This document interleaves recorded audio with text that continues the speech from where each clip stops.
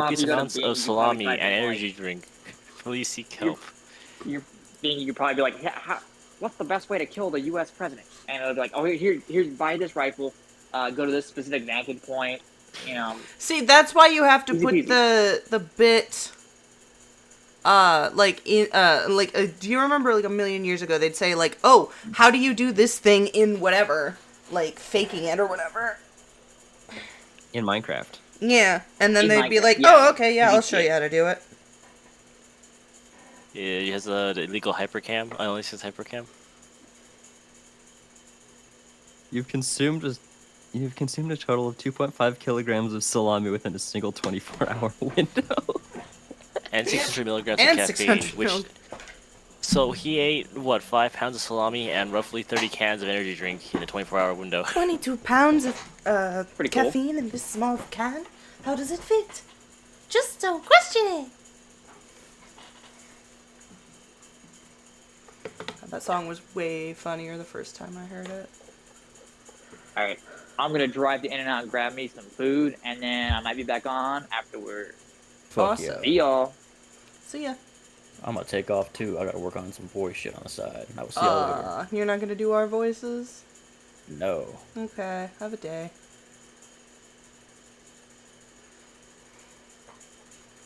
What the fuck? Okay, I'm gonna have to watch that episode.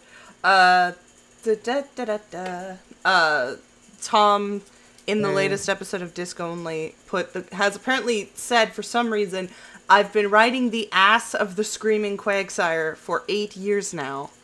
I mean, I know what he means, but also, I can't believe it's only been 8 years. Really? That meme started in 2018? God, I feel like that was earlier than that.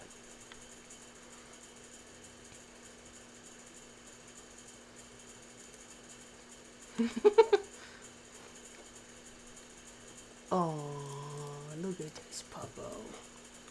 I'll put this in stuff for the seat. Look at that little man. Oh, you are moist? Why are you moist? What happened, Woogie? Are you okay? Riding a Quagsire's ass? How kinky. Inspector Gadget. Ew! Ah! Gross. No, it was a joke. Just wanted to use the disgusting word moist. Ah, gotcha.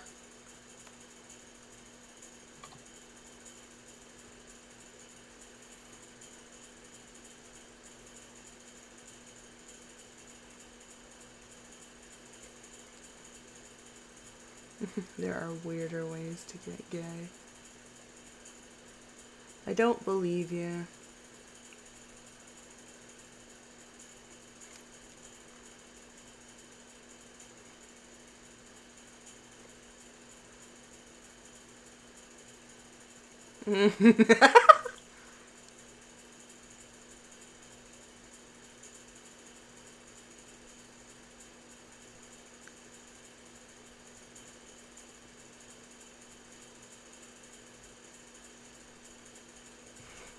Apparently the week after Chilled Like Ice, I think it was, no, it might have been Chilled Chaos. I didn't know Chilled Chaos was retiring, by the way. I went on and, like, everyone was like, I'm never going to recover emotionally from this when he rated. And I was like, what on earth are you talking about? Why does that name ring a bell? He's one of Tom's friends. He's done a few things. He's pretty funny. I don't know if he ever did anything with Jules. God, that puppo is so good. Look at that puppy. Oh, you are streaming. Let me pop into there. And then pop that out. And that should be good. The lounge. I have apparently visited his Twitch channel once. He has some pretty good emotes, but, you know.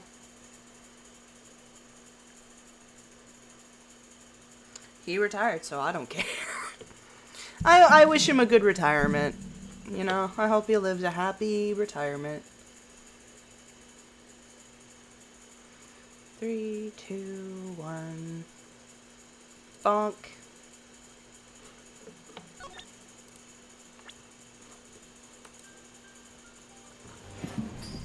Here we are. God, I'm so excited. I'm also a little tired, but I'm good. I woke up half an hour ago from a nap.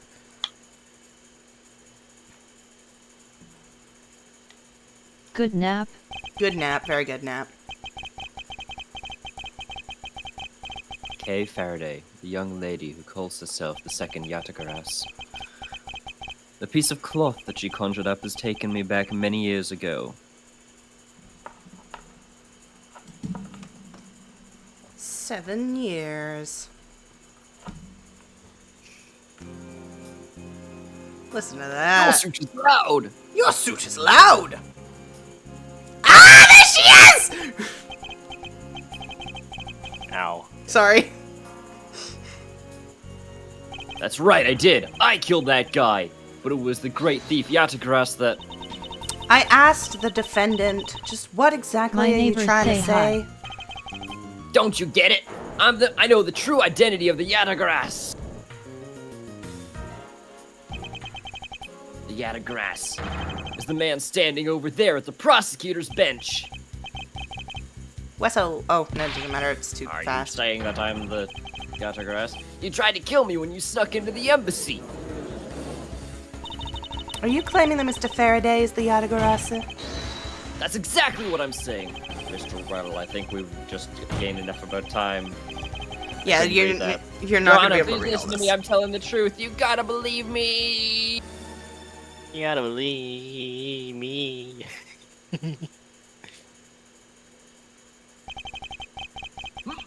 In accordance with the defendant's accusation, a new prosecutor shall be called to replace Mr. Faraday. This court will be in recess until the new prosecutor is ready. God, I'm glad that even in this game we can't escape the courtroom. Loud suit! Jesus. Yo, how many doilies do you want? No idea. His face is also less scrunchy and old. He's got some of that reverse aging stuff going on. Yeah. It's almost time for me to enter the... It's almost time for me to enter the courtroom! I'm gonna do a higher voice. Full of that spunk. Why is Edgeworth wearing a And so, SGT Pepper Lonely Hearts Club It's that band my first suit? assignment as a prosecutor will be... as a replacement for a prosecutor who has been accused by the defendant. Sorry, Boogie just said, why is Edgeworth wearing a Sgt. Pepper's Lonely Hearts Club band, and it's really funny. Wesley, go. It's Manfred von Karma. Oh. Wait, so is he old or young? Or... He's, in this exact moment, 49, I believe. No, he's not 49. He's in his 50s or 60s. Edgeworth. There he is. Also loud! Holy shit, he's gray hair for his 40s? Nah, fuck that, I'm Dude, getting old. he had his gray hair when he was 49, yes. Miles has gray hair now, and he's like 19. 20, but yes. Isn't it like more lighting than anything? No, Edgeworth's hair is actually gray. Oh, okay. Clover, how old... Supposing that Miles Edgeworth can live forever, how old will Miles Edgeworth be in the year 2642? Jesus Christ. Okay. So in 2018, he was 26. So, and he was also 28.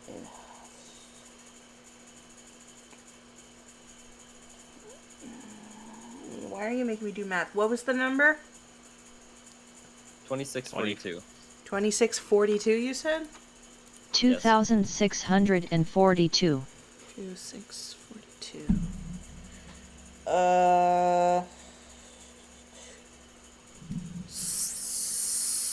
650. Nice. Why did you make me do that?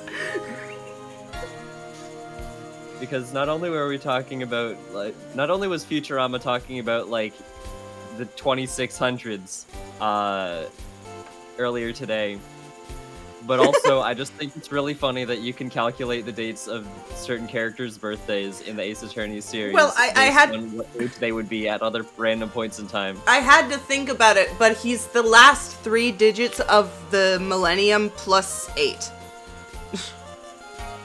Because in 2001 he was 9.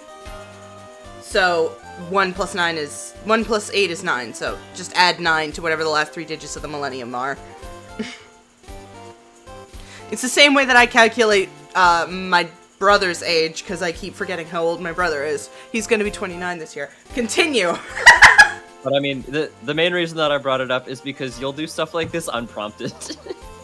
Fucking fair. I can't even deny that. Water. Oh my god, that's funny. Sir, You do a stupid voice.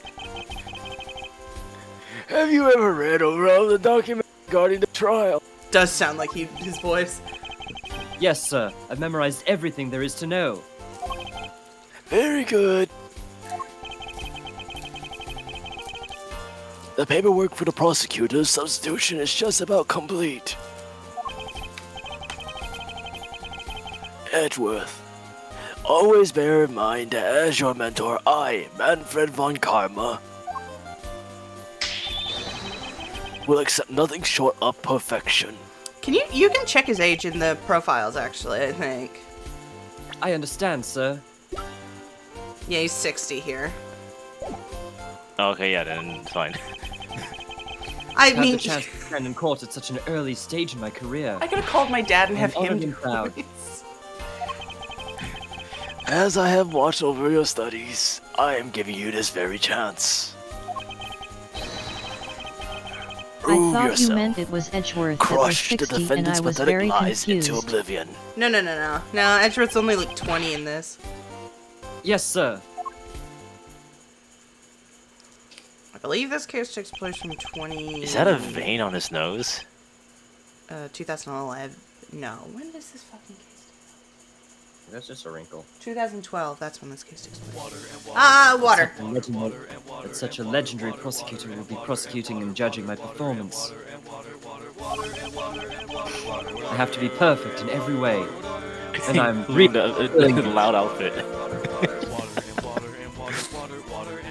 I believe you can investigate now. Oh god, the fact that you're actually just a mirror of his colors. It's just so good! I could drink a whole literally me whenever Woogie makes me drink water. That water's been released to LSD. Yeah. It's the water from Futurama, the episode 30% Iron Chef. And yes, I did that because specifically you said laced with LSD, because that's what the water's laced with. Yes. If you can't tell, future viewing audience who may or may not be watching this and don't know me, I've been binging Futurama for the 80th time. Oh, You have watched it as long as a One Piece fan has waited. Listen, the show came out 3 years before I was born, and I've been watching it ever since my parents forbade me from watching it. I said LSD specifically to get that Futurama reference out of you, but yeah, nice. Oh, okay, cool. Maybe I'll give him a minute. Oh god. Hang on. Holy shit, the Gok 9000.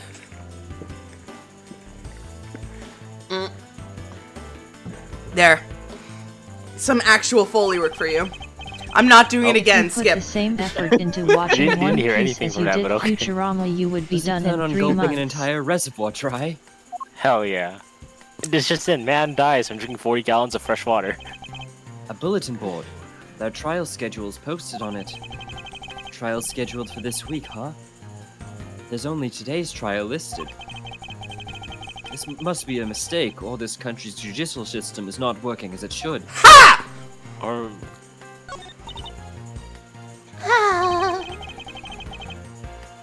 No, if only Josh was here to Excuse do me, which madam. voice. That's true. Matt, I just thought someone knew it. Oh shit! Dad. Devin the stream died. uh-oh. Did it crash? I think I might have disconnected for long enough that it crashed the stream. Hold on. Oh, whoops. Hang on, I have a sound for that.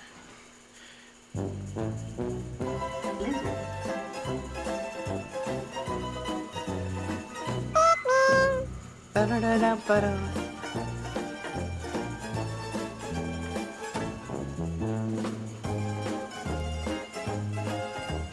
Oh no. Back? No, it's gray.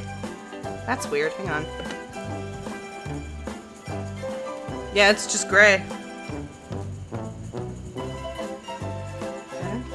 About fucking Whoa. time you made it past the easiest boss in video game How about history. now? Yep, there we go. I just thought someone would have brought hors d'oeuvres by now. But this is a courthouse. And we're It'd be back. quite atypical to provide hors d'oeuvres here. Excuse me. Are you sure someone poured me a fresh cup of coffee last time I was here? Sorry, I just noticed the... The courthouse is for. look at all the portraits of the judges on the ceiling. I'd never noticed those They're before. all the same. Oh, I hate it, kinda. That's really creepy. I wish guy we had on a the far few of left- them rotated. I like eyebrows. The guy on the far left looks like I like this the one over bleach here. first seat.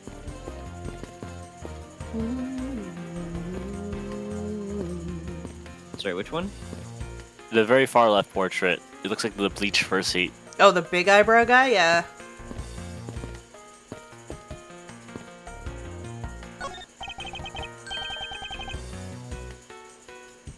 Does that mean that the judges is the same as Nurse Joy, everyone being a clone? It would not surprise me. No,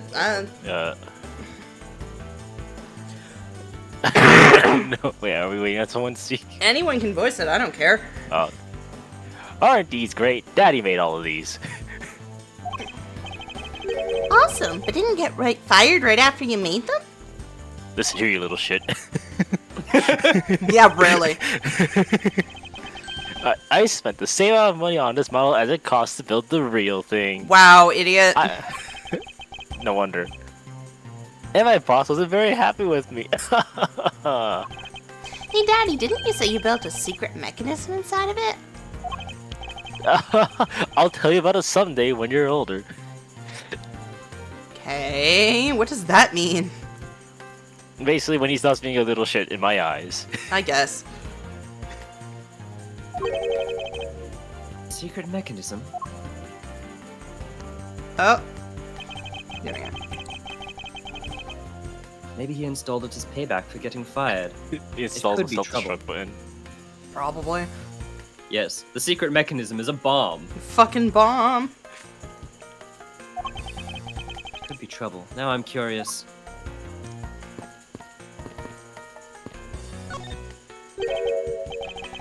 Egad, what a cold stare you're Ha! giving me. Yeah.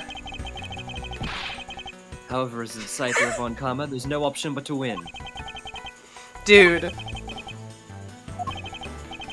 He's good. The power of his cold stare rivals my own. Shumi me. Oh man, it's Cammy's dad! This dude is the Wigglytuff from Pokemon Mystery Dungeon. Oh no, not again. Sleeping with his eyes open. It died again. Or did the... Sleeping with both eyes open! Gripping your pillow tight, yeah! Sorry. Oh no! This time Discord crashed. Oh no!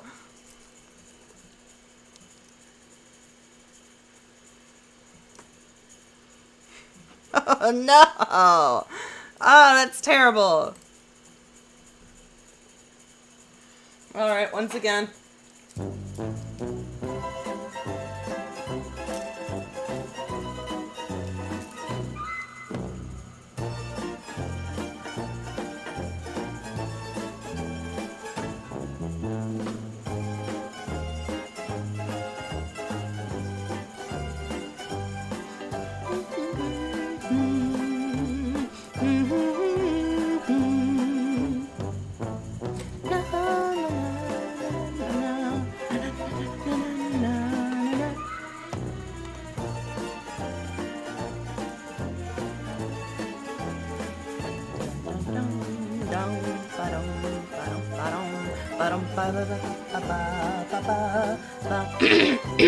Good lord.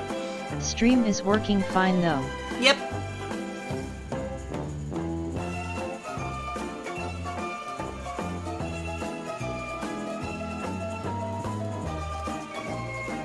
Okay, she is there.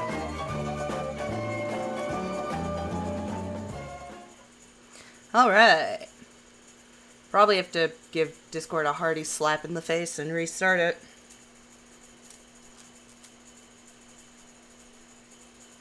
Man, I love this soundboard, but I never get an excuse to use it. I have such good sounds on here. Like this one. You are no help! No help at all! And you will be remembered! Gonna reset PC. Okay. Let me move over to scene 2 then. Hello! Why are you off in the corner? Oh, that's why you're off in the corner. That's right.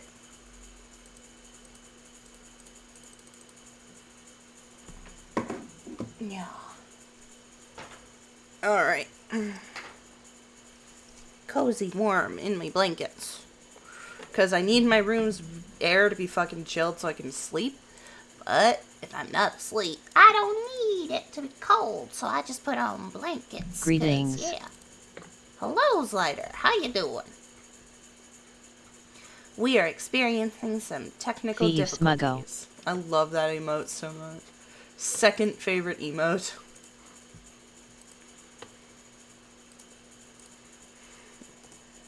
Whoops, that's not what I meant to do. Thieve hint thieve smuggo. I love the Eve Smuggo. It's super good.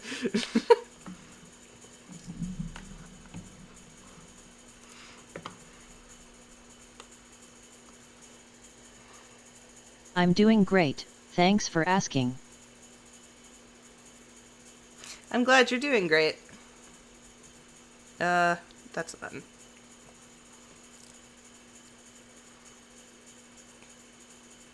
Too close.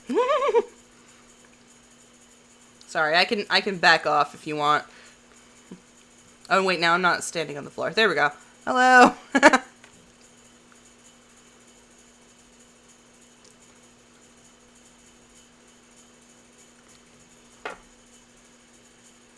I can also, it's this button. I can just turn around.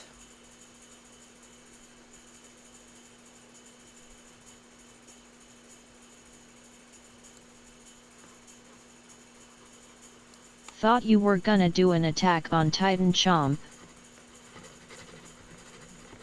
Sorry, I'm having a seizure.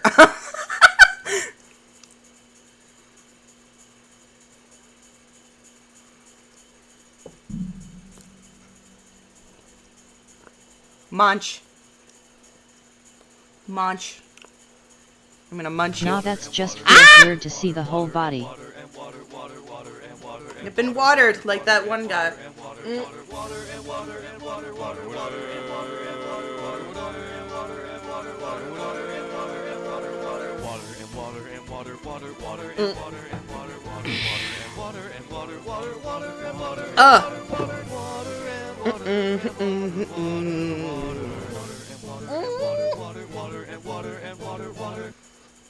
Thank you, Wesley.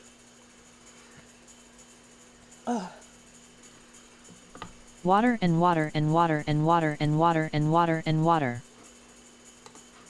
Oh yeah, there's a lot of Avatar comics. I forgot. Should look at those. Oh yeah, isn't there... So, when is the new Avatar set happening? Wesley, do you know? Wesley?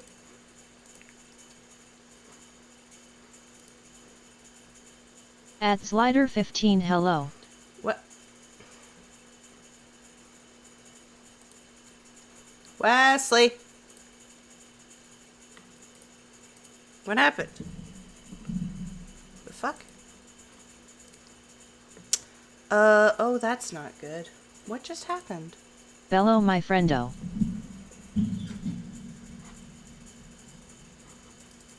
If I were in the Discord call, I'd use my Windows XP shutdown soundboard.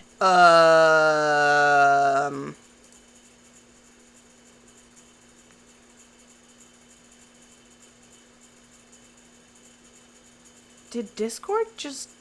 I think your Discord crashed this time. What the fuck?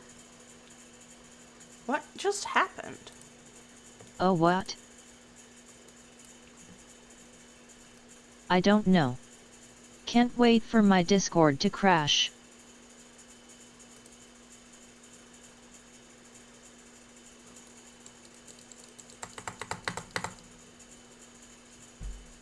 Wes and I are in the call now.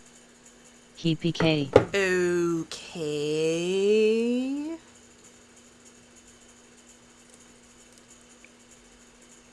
That's not the button I meant to press. Cool. Oh.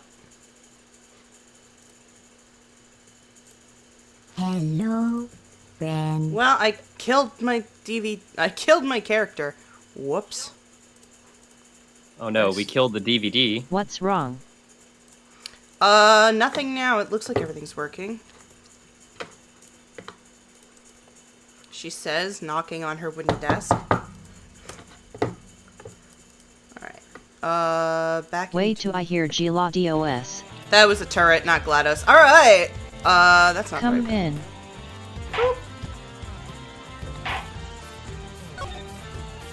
Oh, did you save the game so that you could... Oh, yeah, because you had to reset your computer. Yeah. But everything's better now, right? Yeah, we got cut off right as I was calling this guy Cammy's dad. And I was calling him the Wigglytuff from Pokemon Mystery Dungeon Yeah. Explorers of Time. Dun, dun, dun, dun, dun. He's sleeping while standing up. And his eyes are open, unblinking. Why is the trial will resume shortly. Please wait a moment, sir. I was already well aware of that. Shortly, or in a moment. Which one is it? Be specific. A bookshelf, huh? Compendium of laws for beginners. I don't have the time to read this and second guess myself now. My dude. Plant.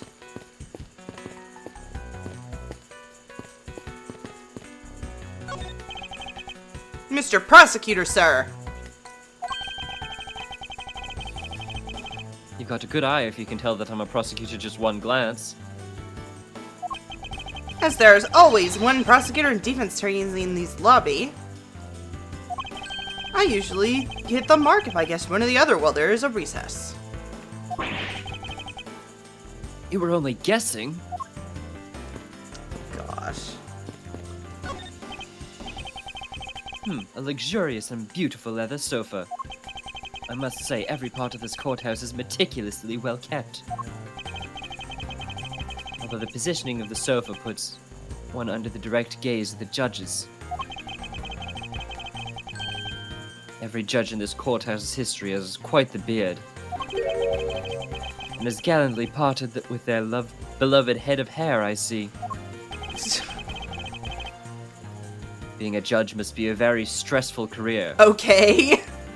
I don't know, pick that one! He made a funny face at me, I don't like him.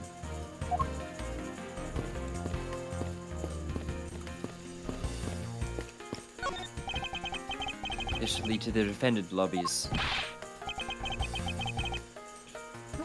Wesley. Edgeworth, where's your composure? If you wish to take a look at your enemy, do so in the courtroom as you crush him. Where's my composure? Where's your health, old man? I smoked it all. Cigarettes. 1 pack a day, yes. I mean, currently he has a 13-year-old daughter, so I'm not surprised he feels that stressed. He's 60. 1 pack a day for all the pain in my body right now, if you know what I mean. Yeah, really. Indeed, thank you, sir. You're a man of wisdom and experience, sir. And also of asthma. God, I hope not. A model of the courthouse. It's pretty well constructed. Hands and a face? Don't tell me this thing transforms. Yet I wonder for what purpose could they have been made. The model turns into a transformer. Trial will resume shortly. Please wait a moment, sir. I was already well aware of that. Shortly or in a moment. Which is it? Be specific. Said that I didn't investigate that yet. I guess they have the same dialogue. Trial's about to resume. I should stay on the premises. No, just walk out the building. I think you have to talk to Von Karma. Yeah, it would seem so. I've already done this one.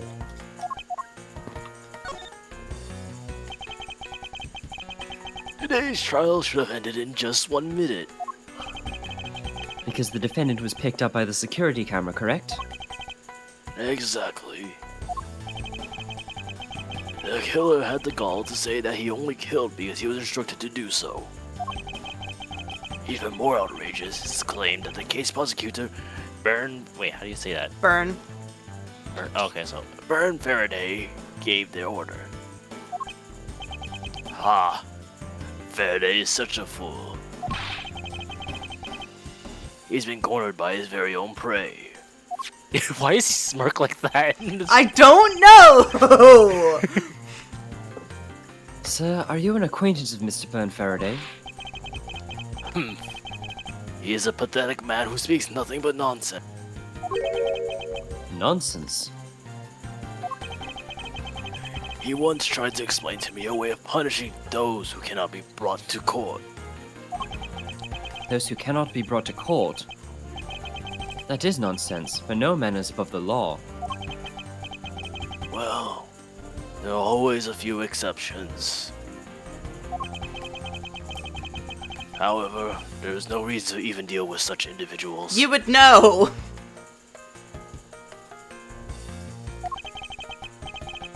A prosecutor is a guardian of the court, one with no obligation to outside matters.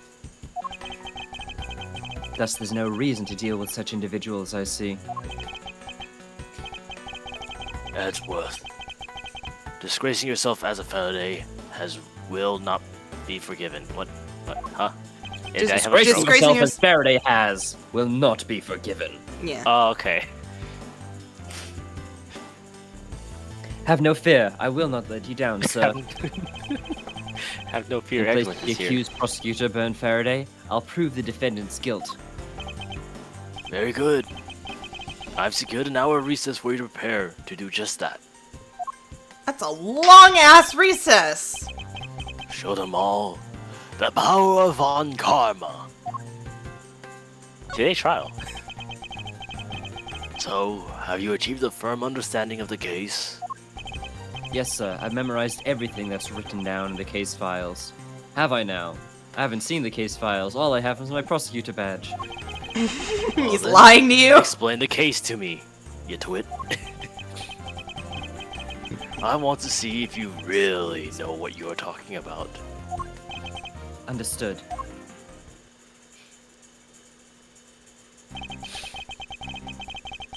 A murder was committed on September 8th in front of the Kodopian embassy.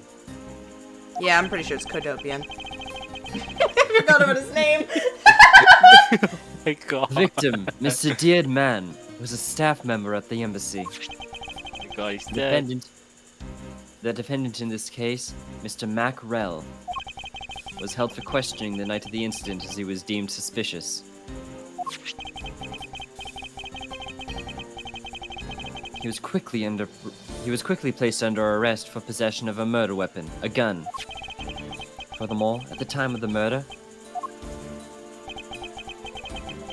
the great thief Yatagaras had successfully infiltrated the Kodopian embassy as well. Kodopian embassy. At first, Rel claimed that he himself was the Yatagaras, but he did not kill Mr. Deard Man. I wonder what he expected to gain from such a desperate lie. It's possible that he wants to go down while in the spotlight if he is found guilty. Hey, everyone. There truly is no limit You to have to people's drink inanity. water. But I digress. Continue, Edgeworth. Yes, sir. During the trial, the prosecutor presented the security footage that captured the murder.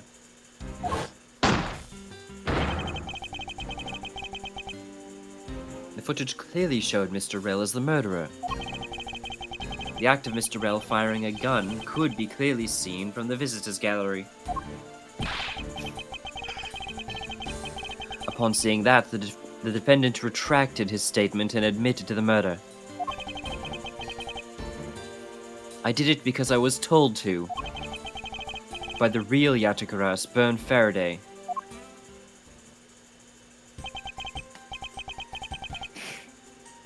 That sounds about right.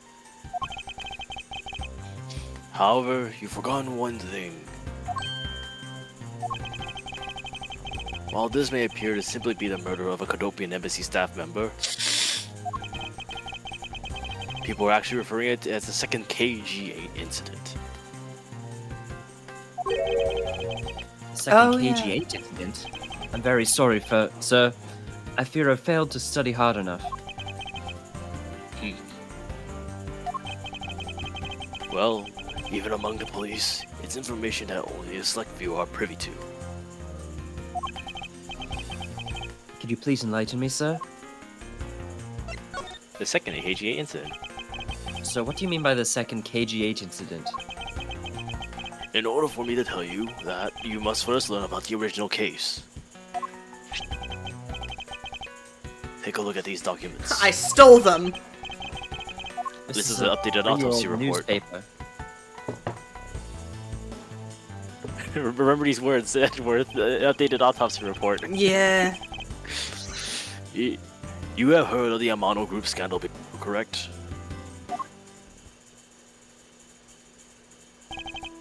Yes, I have. Buddha. Different character. I'm just seeing the ears. He does look like a Buddha, yes. The secretary of Ernest Amano, the Amano Group's director, was arrested under suspicion of smuggling. Correct.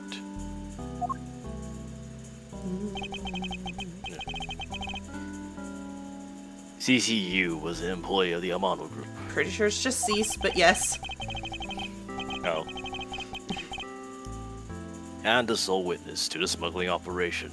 It was she who brought the crime to light. However, Miss Yu was silenced before she could testify in court. Wasn't it a Cadopian embassy staff member arrested for the murder? Yes. A Cadopian by the name of Manny Cochin was the subject. However, due to lack of evidence, the case went unresolved. A lack of evidence? Ha! If only I was in charge of the case. I would have done everything in my power to prove his guilt. To make sure that all criminals are found guilty. My mentor is really dedicated. Faraday was the prosecutor on the case then, and he was as pathetic as ever. Mr. Faraday was in charge of the KG8 incident as well? That's right. And now, once again, the victim of the case you are currently assigned to was someone who was scheduled to testify against that smuggling organization. And just like last time, the victim was murdered right before he was to testify. You're catching on. That'd be The right. victim was murdered just before his day in court against the smuggling organization. Events are occurring almost exactly the same way as they did in the KJ incident. So that's why it's being called the second KG8 incident. Yes, by me. Yet there's one difference between the two incidents. What would that be? The so-called noble thief that is sending everyone into an uproar. The great thief Yarakaras. Yatagarasu. I better find out more. Yatagarasu. You don't have to read out the selections there. It's true that Yatagarasu showed up at the Kodopian embassy. What could he or she have been after?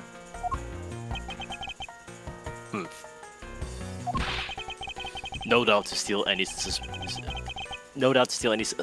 accounting records and release them publicly. Or, more likely, to steal secrets from the Kodopian embassy itself. Since the item that the Yatagarasu stole from there was sent to the police.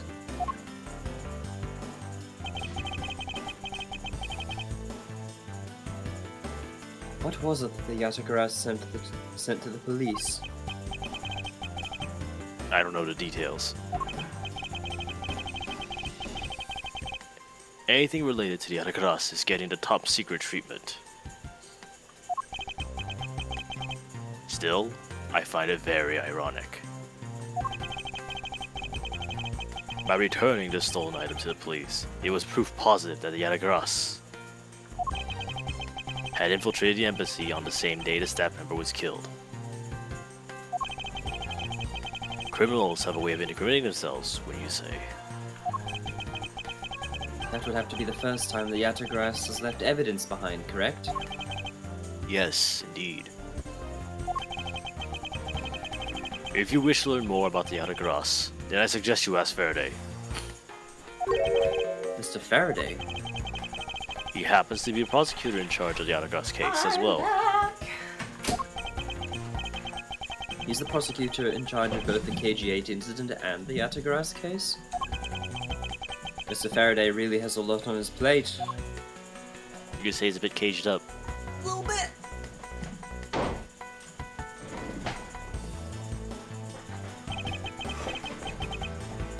What is it, little girl?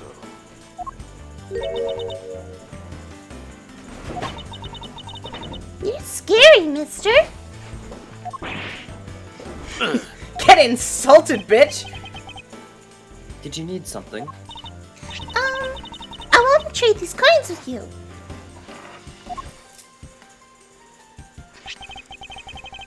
A fistful of dimes, quarters, and pennies? But it looks like you've exactly $1. Is this what you want? Thanks, that's exactly what I needed. Peace! Could that child be here to watch the trial? How disrespectful for a child like that to be running around inside the courthouse. Does no one have respect for this country's judicial system anymore?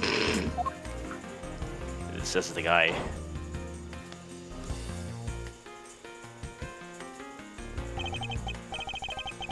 The paperwork for the prosecutor substitution is complete. Why you? Do you even know how much time there is left before the trial resumes? I'm sorry. I'm so sorry. I can have you mopping up this courthouse instead of protecting it in an instant. Gasolace 10 time. Well, now we know where Edgeworth gets it from. Yeah, really. It's no bother, sir. Not being completely prepared could prove to be a perfect handicap for me. A proud one you are. God, them wiggling their fingers at each other. And then touching him with a cane. You had better collect the evidence from Faraday and prepare yourself. It's time for your debut. Edgeworth, I choose you. Yeah, really, Pokemon. And I waddled away. Waddle, waddle. With my cane the next day. Bum, bum, bum, bum.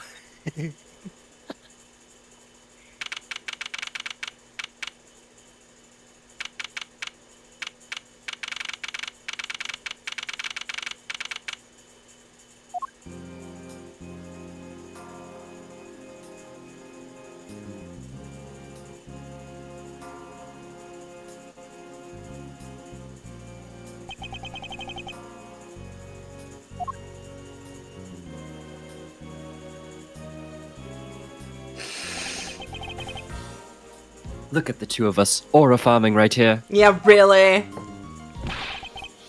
Because what is going on? Why isn't Faraday here yet? How is it possible that the defense is not prepared yet? Either. No, I messed it up. Bailiff, where is Mr. Faraday? I'm not sure. I wasn't really paying attention. Never admit that in front of a Von Karma. Bailiff whack his pee-pee.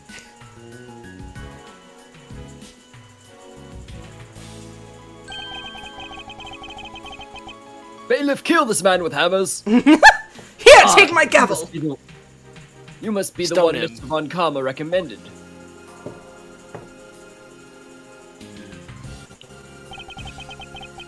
I hear this will be your first trial. I look forward to seeing how you perform.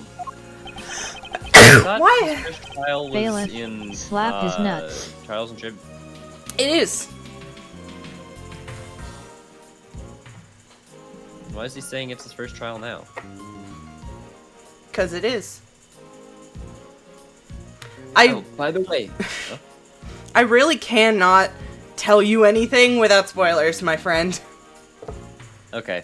In that case, I assume the defendant. I assume Mr. Faraday died. oh, by the way, was there someone celebrating a birthday during the recess? I could have sworn that I heard a popper going off. Come to think of it, the other day with my grandson. Sir, it looks like the trial is about to resume. However,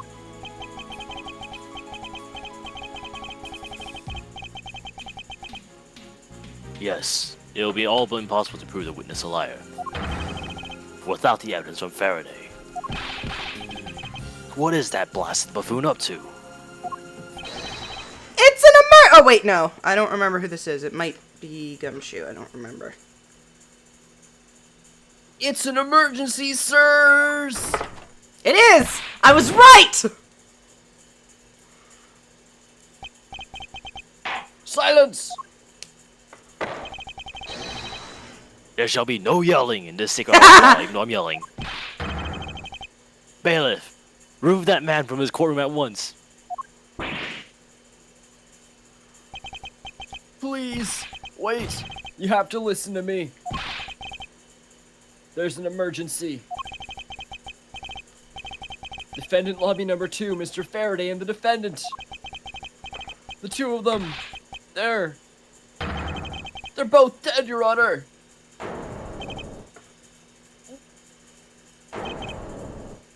What? What? There will be no trial for you today, at truth. Yeah, so his first actual official court debut is with Dahlia.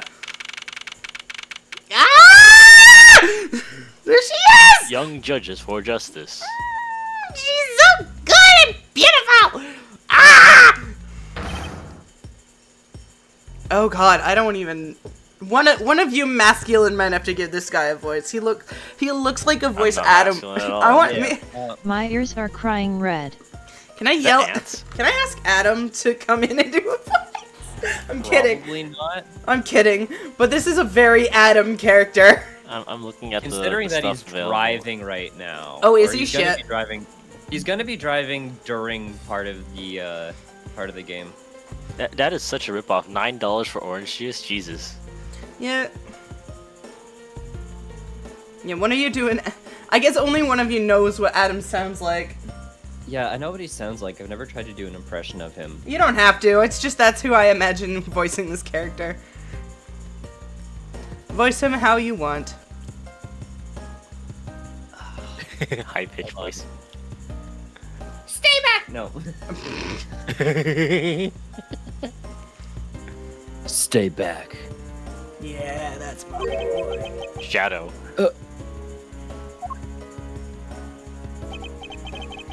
No one's allowed on the crime scene. Period. Just who does this oddball think he is? This is becoming quite a hot spot. Isn't she Mr. Rel's defense attorney? And now you can talk to people. Oh, no, never mind. Edgeworth has Gumshoe has to Big show up. dick. Hey, you! No running in the hallway, pal! And who are Hey, you to Pete. tell me? And who are you to tell me what to do? I'll never find out what's going on like this.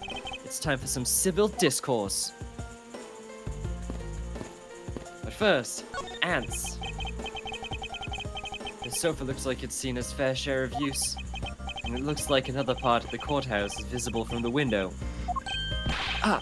My eyes have locked with my reflection's eyes in the barred window. My suit is so loud! As a student of Oncama, I refuse to back down. Don't We'll ever see whose suit is louder. Are you having a staring won. contest with yourself? Are you kidding me? I love him. Honestly, young Edgeworth is better than old Edgeworth in every conceivable way. Jesus. Do you have a minute? You know, I'm not really into talking to people I don't know. Especially at a time like this. I apologize for not introducing myself before bothering you. My name is Miles Edgeworth. I was here to take Mr. Faraday's place in court. Edgeworth, huh? Never heard of you. So Faraday substitutes a newbie, huh? I'll have you know, madam, that I studied under Manfred von Karma. Do not take me for some naive novice. Quite loud.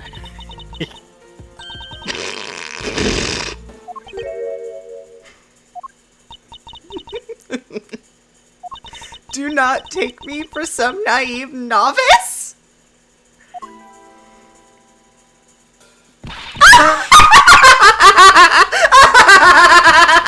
So, you're a student of Von Karma. I should have. This calls her a dead giveaway. Stop right there. These are the garments of one who gallantly presents the facts. Oh, thanks for the great laugh, but try not to make me laugh so much, okay? I wasn't trying to do anything of the sort. Just kidding! I was just goofing around. By the way, do you know who I am? My name's Callisto Yu. And if you're telling the truth, then we're about to go head-to-head in court. Ah, but of course I've heard much about you, Miss Yu. Oh, but of course, I've heard much about you. You're a regular Shakespeare. Did I say something funny? She's the only person who reacts appropriately to Edgeworth. I'd like you to update me on the situation. I don't really know anything. Why don't you try talking to those detectives over there? If that's the case, then why are you here?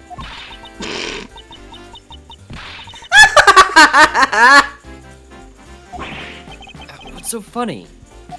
It's just the way you speak is so tactless.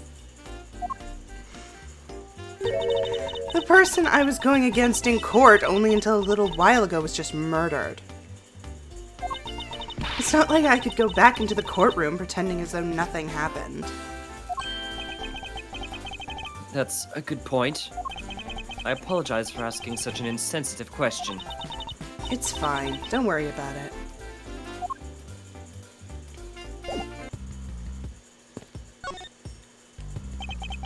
Excuse me, but who are you? Oh, I forgot. Bad's theme is also good. Fuck! Hold on, just let me absorb this for a sec. Tylenol. I Absolute, read this. absolute fucking Chad. Bad the Chad! From Chad! I don't actually know if he's from Chad, but that'd be funny. I feel like he fits a different Schmidt's voice. No! Bad! Stop! Tyrell bad! Homicide! Yeah.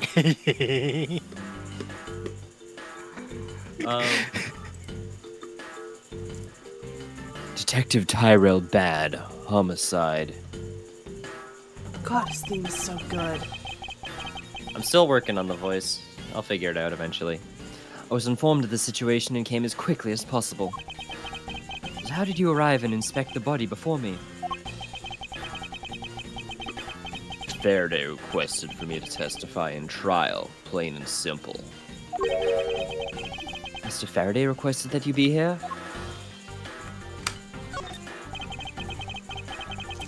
I've already contacted HQ about the situation.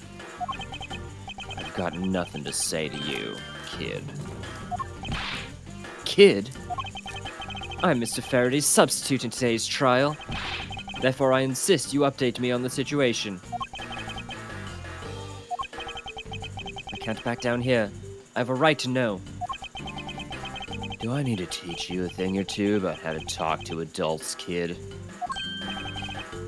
Is he threatening me? Gun. Is he going for his gun? Nope. It's just a mirror. How dare he trick me like that? Faraday was stabbed with some kind of blade, and he had a gun in his hand. God, even he knows he's gorgeous. The other man, Mr. Macrell, was shot and killed. He was found holding a bloody knife in his hand. Was there anyone else who went into defendant lobby number 2? Yeah, that big lug over there. His name's Gumshoe. Aw, look how cute he is. He was in charge of guarding the place. He's claiming that no one else entered the room. If that's the case, then they must have killed each other, correct? Maybe. Such impudence. This guy really is testing my patience. Oh, is that 7 bullet holes in his jacket? Yeah. And at No, least he just did this with a hole punch. and at least 2 in his tie. Why was I not informed that you were going to testify in court? Homicides aren't my only gig. The Yadagaras case was also one of my assignments. So you were called upon to comment on the Yatagras's characteristics? In order to assess if Mr. Faraday really was the Yatagras or not? Well, well, looks like you just might have a brain cell after all on that head of yours, son. Son? I'm not your son, Pops. I'm not your Pops, Chief. I'm not your chief, son. Dude, I'll video. Edgeworth and fucking meet me inside, but it's Edgeworth and Tyrell bad. Son, buddy. I'm not your buddy, guy. I'm not your guy, friend. That's the only South Park bit I know other than the cuss song.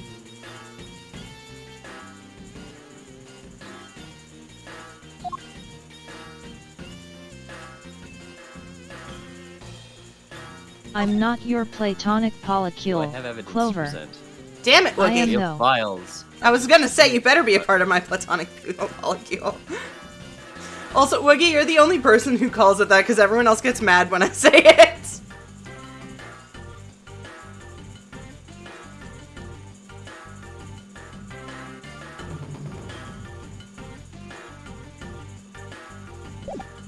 I say it for giggles XD. Fair.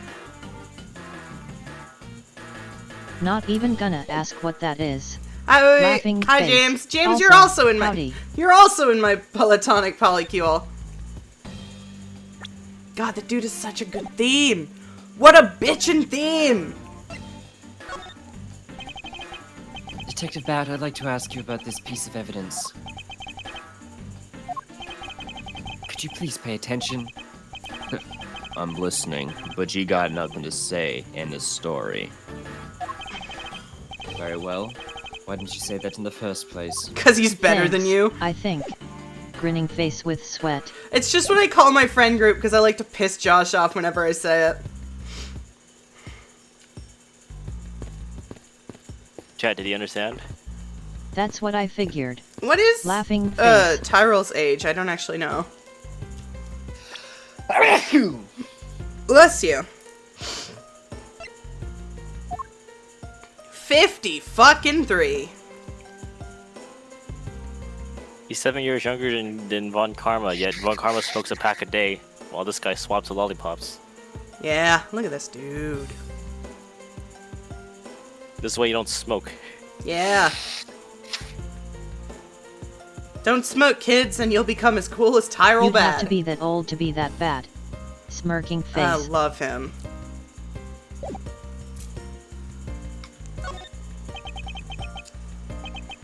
Interesting.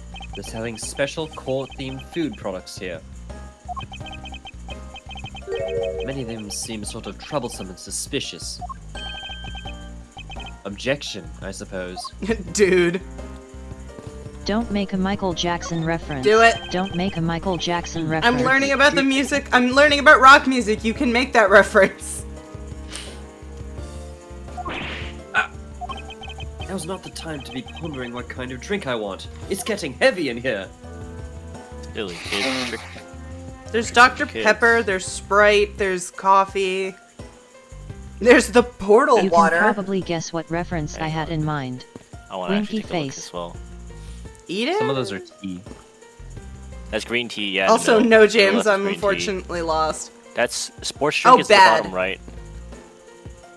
What Bottom happens, left if is you, OJ. what happens if you present to Callisto? I'm And totally, the whole world I'm has totally. to answer right now, just I don't to know, but answer it's once lagging again. a hell of a lot. Let me Yeah. pop up chat and close Firefox otherwise.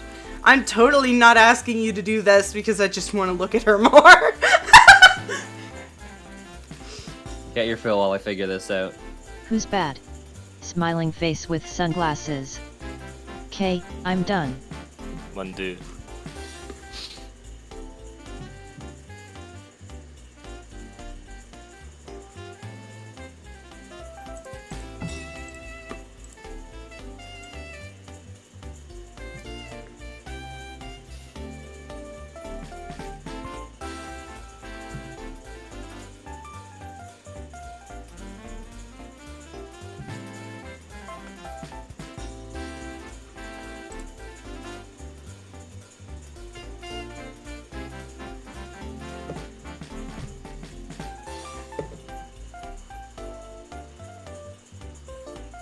I couldn't tell if you were enjoying the music or admiring Callisto's face. Both. A little bit of Laughing both. Face. I really, really like Callisto. One hand's on the screen rubbing it.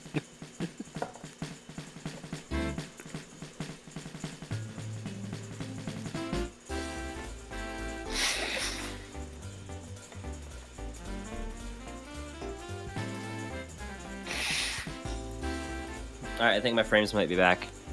Dick.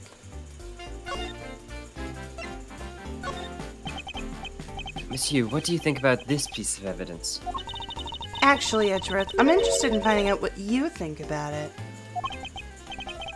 I don't really know all that much about it.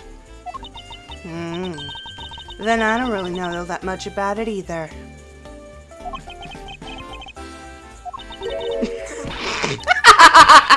Sorry! Guess I can't be of any service. I shouldn't push her too much. She'll just start laughing again. I love her so much. Loud outfit. It's a shame that we will not be able to face each other. It is my first trial too. Oh, was that a declaration of war?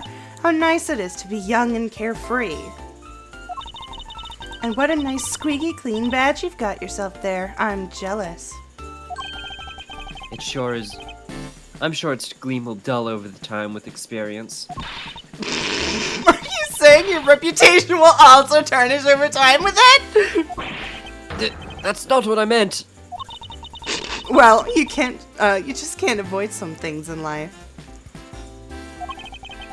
I'll never allow my badge or my reputation to become tarnished. Ha!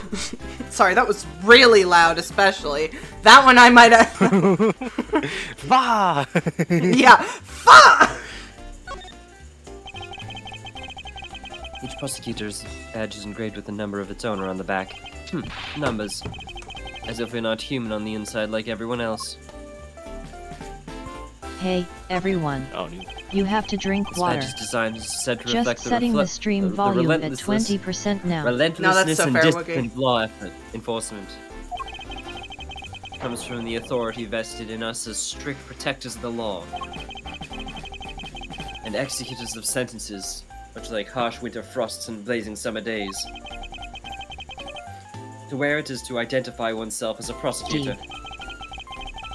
But my mentor has taught me that it's more fashionable to keep it in my pocket. I can just hear Callisto losing it in the background, honestly. Yeah, like if you're actually modeling He says that out he loud. says all that out loud, and Callisto's just like. This just You're not supposed to includes hear Stein that, as just a a victim of soliloquy. laughter. Could you imagine that? Police dies of laughter. Yeah, really. And you are? Who, me? Hold on, I want to make him sound a bit younger too. Who, me? Hey, pal. It's common courtesy to tell someone your name first before asking theirs. Sounds like such Chuck Brony. Point taken. My name's Miles Edgeworth. I'm a district prosecutor. A prosecutor? I've never seen a prosecutor as young as you, pal. I've told you my name. Now would you mind telling me yours? Detective Little Dick Gumshoe. Oh God! Just recently, I've achieved my dream of becoming a detective. More than a dream. It's what I was born to do. Young Gumshoe's Little Dick Gumshoe. That's wild. Maybe I should check and make sure that I'm not really in some crazy dream first. This detective is entirely too excited to be at a meta scene. So, Detective Gumshoe, would you mind telling me what you know about the incident? You know I don't have to tell you anything, right? I know that. But it would behoove you to fill me in on what you know. I'm detective. Wow, you're Pal. a proud one for a youngster, aren't you? Well, anyway, Detective Bad's the one in charge. So you're gonna have to ask him for all the details, okay, pal? As for me, I was guarding the door to the defendant lobby too. So you were on guard detail. Did you notice anything strange while you were on duty? Well, I freaked out when I heard a gunshot, and then I kind of froze. You're a detective, and a measly gunshot scared you that much? Then again, I can hardly claim to not know what it's like to hear one at close range. Then Detective Bad I'm came gonna running go to the to scene. bed. See ya. Night, Wiggy. We went to lobby number 2 together, and both men were lying there dead. Is that everything? Yeah, that's it. At Wookie I was in King the waving hallway hand, the take whole care. time, but I didn't hear a single peep of a struggle. Interesting. Other than the gunshot, you didn't hear a single sound of commotion. Night, Woogie.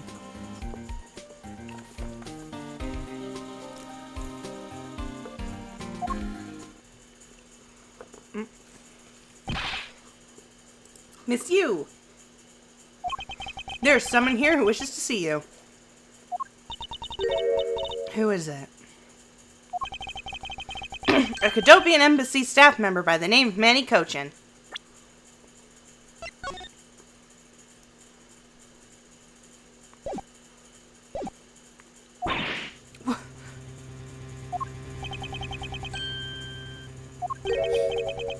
What's going on? Detective Bad and Miss Yu's moods just changed all of a sudden. Wait a second. Wasn't Manny Cochin? I'll be right there.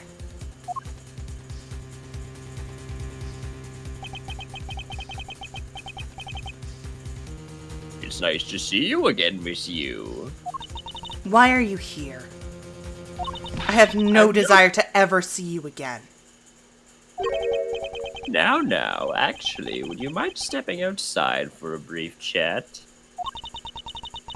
Fine. Let's go. Hi, you. Hi, you. Bad. On Karma, it's been a long time. I knew you'd show up. You usually do when the Anagrass is involved. I see this case is no exception. Do you know Detective Bad, sir? Yes, he's like an old bloodhound that never leaves the scene of a crime. If only he would get a promotion and move on. It's the crime scene where detective is most useful and effective, not defective. I mean, Gumshoe's pretty defective. It's not like I don't know that defective. Moving on though, Bad. The man that I just passed by. Was he not the suspect from the KJ incident? So I was right. Just what is that man doing, wandering around here?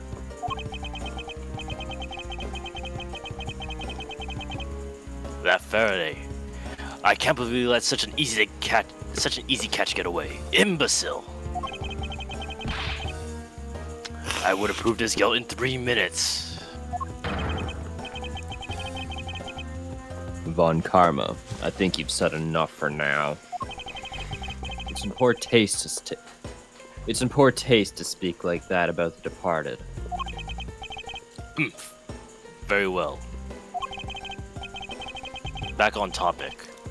I'm placing Edgeworth in charge of the investigation here. Objection! Oh, that's her voice. Papa, how can you place him in charge? Oh, Francisca, what are you doing here? I'm here for summer vacation. What else?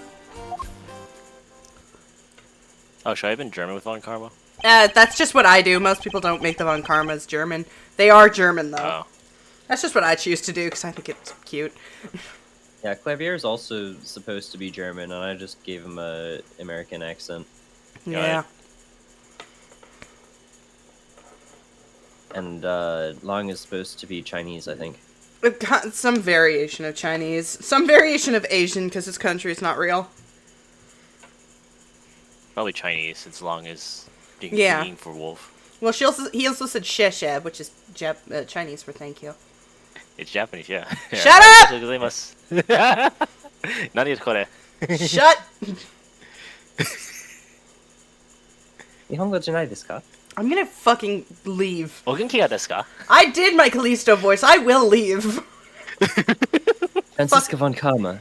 So she's here on vacation from Germany. She's the daughter of Manfred von Karma, and a student of his, who's also a junior to me. You're the one who's junior to me, and don't you forget it! Oh my god, You you're weren't speaking supposed to loud. hear that. That was soliloquy. You're not conveniently avoiding the bar examination, are you? Ha! If you were able to pass, then I have absolutely no trouble at all. I'll never allow myself to lose to you. Never! She has a crush. You always have to be this competitive. They're step-siblings. Anyway, Papa. I don't know that. Are you really yes, I do. Are you really assigning Miles Edgeworth to cover the case? Oh, okay. Yes, I am. Why do you ask? Well, you know, I'm close to becoming a prosecutor myself. And I'm 100% confident that I can do a better job than him. I'm gonna be honest, when she showed up holding that thing, I thought she was holding a toothbrush. Fair. That's what I thought too. Yeah, no, it's a I thought riding she just came out crop. of the restroom. That's just like Franziska. She's no problem bad-mouthing someone right in front of them. Bad. Yeah. These two will be conducting the investigation. What? You want me to let both these kids loose on the crime scene? Ha! This is a perfect opportunity for them to work on their prosecutorial skills.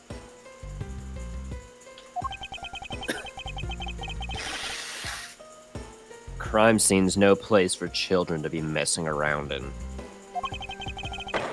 I'm the one with the authority over this crime scene, Bad. And I will not tolerate complaining. Edgeworth, Francesca, I leave this case to the two of you. Understood, sir.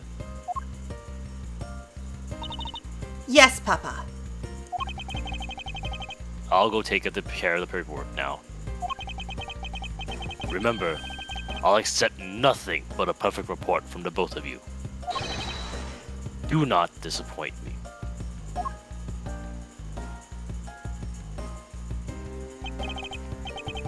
Hold up on Karma. I still haven't agreed to this.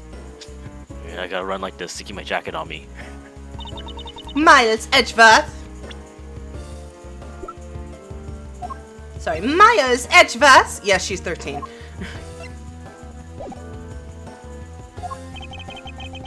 It's been quite some time, Francisca. This will be the perfect chance for us to see which one of us is truly worthy of the Von Karma name.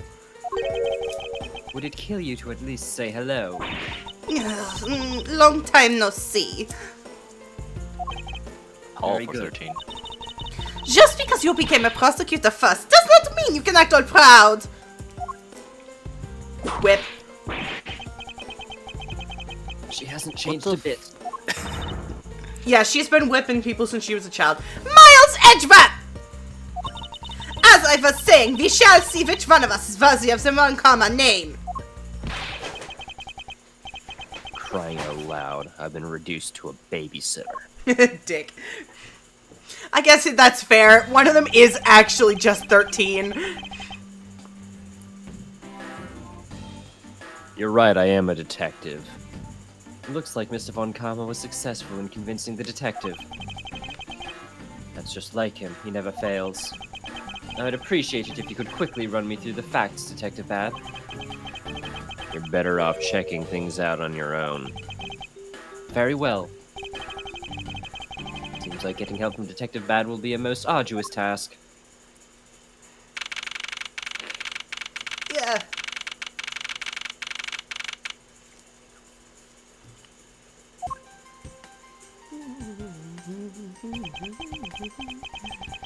Is the only real explanation that they killed each other simultaneously?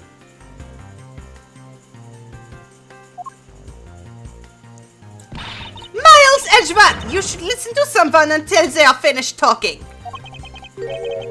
What are you talking about? I'll only say it one more time.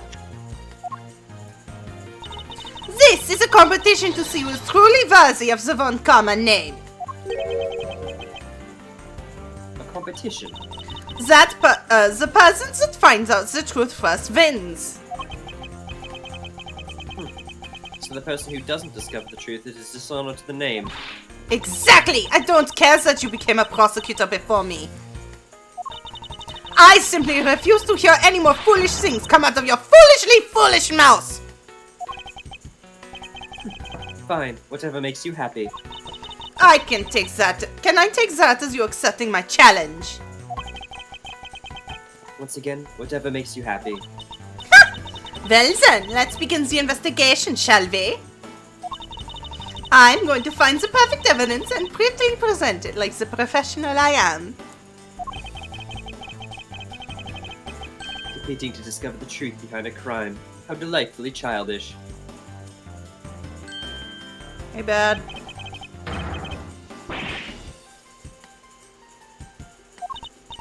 Ha! Serves you right, Miles. He just called you a kid. You kids over there, hold it. Kid? I already said my line. I said kids, kid. How dare you call me a kid as well? I'll do what I please, and I won't allow this on my crime scene. Hey, big guy, you're gonna want to watch over these two. Yes, sir. Detective Bad, sir. Now do what I say from now on, kids, okay? You'd better not get in our way, Scruffy. You'll feel the bite of my whip if you do. Then you, prosecutor boy. Let's get your investigation started already, alright? Great. Now even that detective is treating me like a child. Alrighty, time to get investigating. Get a move on, Come on. prosecutor boy. My name is Miles Edgeworth. And if you were to call me prosecutor boy one more time, it will be my duty as a prosecutor to look into your monthly salary. What? And what would you do with my salary after you saw how much it was? That's up to you now, isn't it? That's actual blackmail. Really? Sounds good, pal. You're so naive. Vamonos. Everybody, Let's I don't go. know why this. Come That's on, why I let's get thought. to it. I know that we can do it. Where What are we are going? doing? The Investigation. murder scene.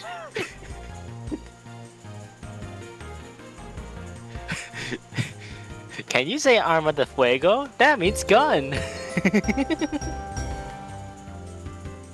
Detective Bad, may I have a word with you? What is it? It appears that both the knife and the gun were used as murder weapons. Yeah, it does. That leads us to our first question of the investigation. Where did the men acquire the weapons? The gun was inside of Faraday's bag. It was a piece of evidence that was presented in the trial earlier today. It was used to kill the Cadofian embassy staff. But I never heard anything about a knife. Mr. Rell was being held by the police. There's no way he could have brought it in. Which means it's possible that Faraday had the knife on him from the start as well. Could it have been a piece of evidence that is yet to be presented? But then why doesn't Detective Bad know about it? Wait, what if... It's possible Mr. Faraday brought the knife in under the guise of prosecutorial evidence. He could have then brought it out and attacked Mr. Rell with it. Maybe you got a brain in there after all, kid. Is he going to treat me like a child forever? Yep, because he's 50. Looks like Mr. Faraday attacked Mr. Rell first, who then counterattacked. That's the only logical conclusion you can draw from a scene like this. Not yet. I feel it's much too early to be drawing conclusions already. I must first find conclusive evidence, so as to protect the honor of the Von Gotta Kama go name. for now. Have a good one, y'all. See you, Waving Jans. hand. Looks like Mr. Faraday fell on top of Mr. Rell. At first glance, it seems like they must have killed each other. However, using logic, the only logical conclusion is... Aha! What was that outburst for? My detective instincts just hit me real hard. It was Mr. Rell that fell first, see? You don't need a detective's instinct for that, it's common sense! But I suppose we won't know more than that until after I examine the bodies.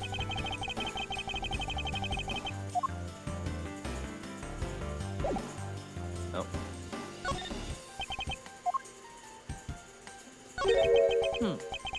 Why are there plastic bags scattered all around? Those bags are for keeping evidence safe, pal. I know that much, detective. You sure are good at this stuff, aren't you, pal? Normally, I'd be happy when someone compliments me, but when it's this guy... Anyway, could these plastic bags be of evidence of a fight of the two men? I find the fact that there's no holes in the bags kind of suspicious.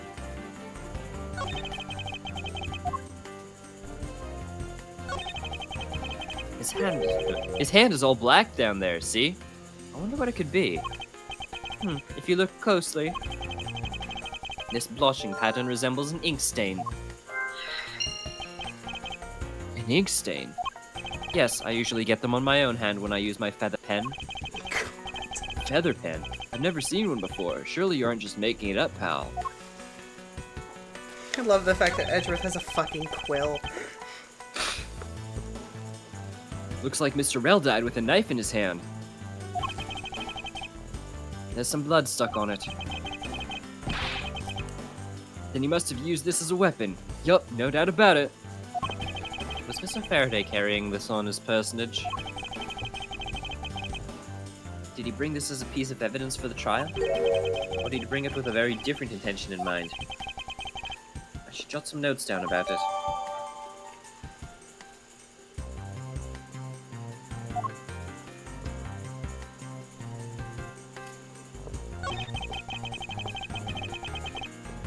Looks like Mr. Faraday died while holding the gun in his right hand. So he shot Mr. Rell and then fell on top of him while still gripping onto the gun. I guess that does seem kind of strange, huh? I mean, why would Mr. Faraday know how to fire a gun? It's not exactly rocket science. Even I know how to pull a trigger. Although I doubt I'll ever need to use one. I hope I never have to fire a gun either, pal.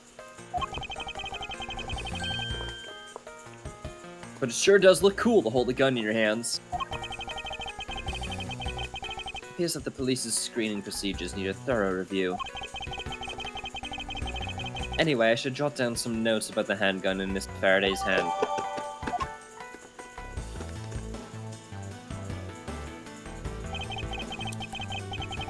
Mr. Rell's cause of death was being shot, correct? That's what we think, but it's hard to tell with him lying face down. Death is bad enough, but it's truly lamentable that someone would try to hide the truth. Are you sure they were trying to hide something? I can't confirm Mr. Rell's cause of death with his body position like that.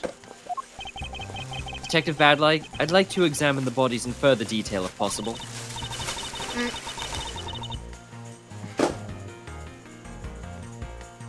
What's this? You're not able to form a theory with them in the video?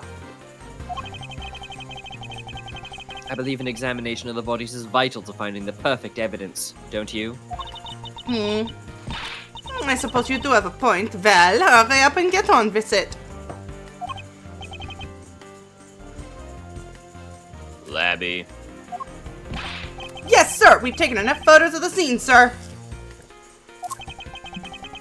And there you have it.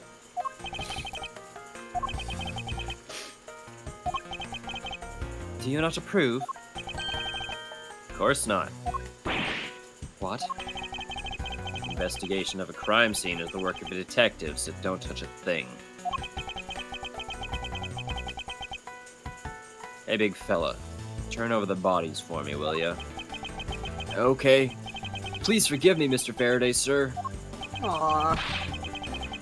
Gumshoe, do not get emotionally involved. Remember, you're a detective. You spin me right round, baby, right round, like a prosecutor, right round, round, round. Yes, sir. Understood, sir.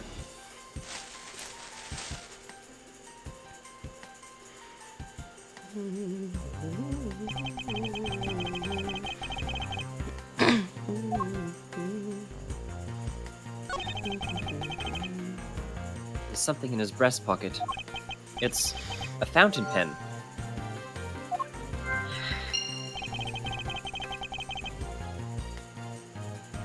Hey, you know, I always keep a pencil behind my ear. Because Detective Bat is always telling me, you should write your name on everything you own. Yes, somehow you do strike me as quite a forgetful individual. There's a knife wound in his chest here, see? I wonder if the wound matches the knife Mr. Rell is holding. Labby. Yes, sir. Verifying it now, sir. Make it quick. From the look of things, one could deduce that the knife Mr. Rell is holding is what killed Mr. Faraday. Mr. Faraday, how ironic is it for him to lose his life in a courthouse? Yeah, why did I have to be like this? I don't know what to say. Can't believe this happened while I was on watch, pal. Rather than beating yourself up, you should spend your time continuing the investigation. Didn't you become a detective in order to solve crimes? Yeah. Then get back to work. Find out the cause of this murder. Right, I'm on it, pal.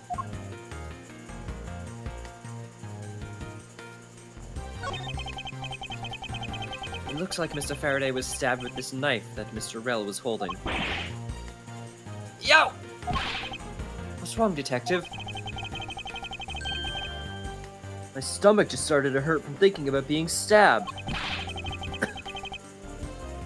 That blade is so sharp you can cut yourself just by looking. Ow!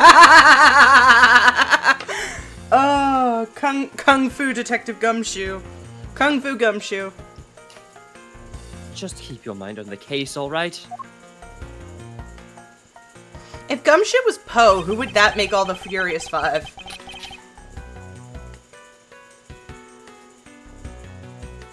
Edgeworth is Tigress.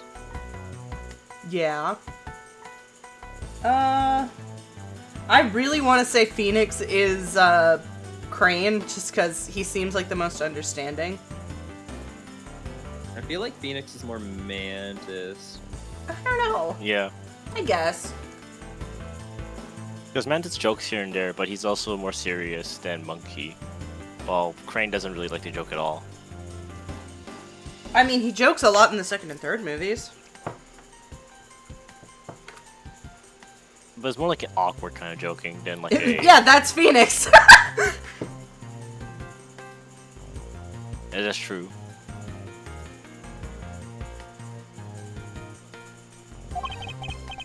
This guy wasn't exactly an angel, you know. Now, what makes you say that? Well, he's been hauled into the precinct several times for theft and assault, pal. So yeah, he's definitely the type to have committed a murder or two. Well, he did admit to killing Mr. Dead Man. Hey, good point, pal. I knew my detective's intuition was telling me something. Detective's intuition? Yep, do you know about it? Special feeling that all We don't have time for this conversation right now. Let's return to the real investigation. Such a mean motherfucker. Mr. Faraday is holding a gun in his right hand. That's the one Mr. Rel got blown away by, right? Labby, your answer. Yes, sir! We found that the ballistic markings do match that gun! Ballistic markings are the figurative fingerprints a gun leaves on a bullet when fired. Every gun has its own unique ballistic markings. Therefore, by looking at the markings on a bullet, you can tell which gun it came from. Yeah, that's it. Of course. I already knew all about that, pal. Maybe you're better off going back to the academy. Come on, sir. Cut me some slack, will ya?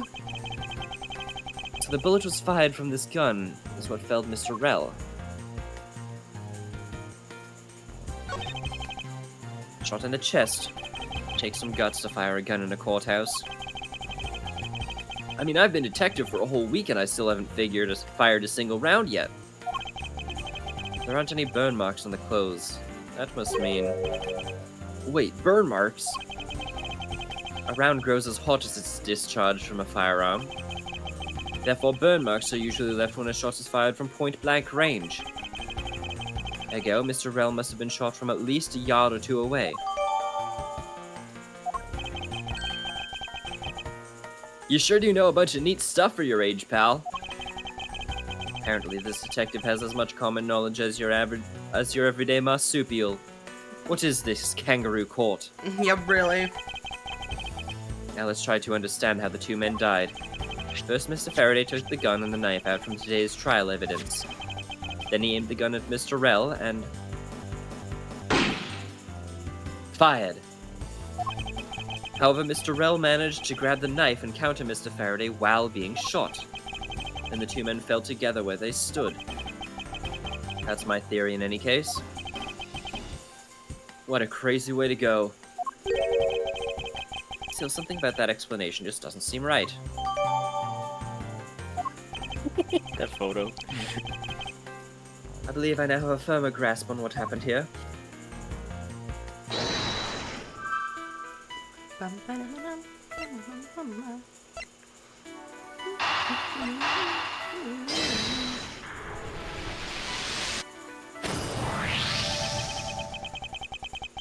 splotch on Mr. Faraday's hand. I wonder if it might be the ink from his fountain pen. Ooh, let's ask the Hey, lab guy. everyone. Thank you. You Dick have to Ladybug. drink water. Detective Gumshoe! I confirm that the substance on Mr. Faraday's hand is the ink from his fountain pen. See, good work. Alright, you know, I've always wanted to say that, even if one time in my life... Mr. Faraday wrote this note with... If Mr. Faraday wrote with this fountain pen in his left hand, I think it's fair to assume that he was left-handed. It appears that Mr. Faraday's pen is very important to our case as well. Okay, if you say so, pal.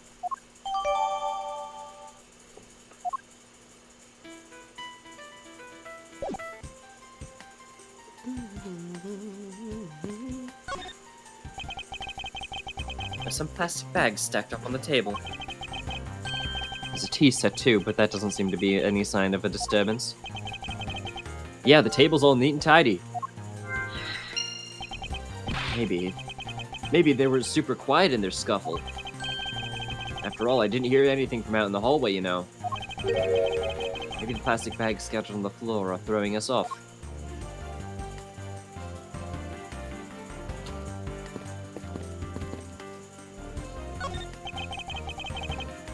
There's some stuff in the bag, pal.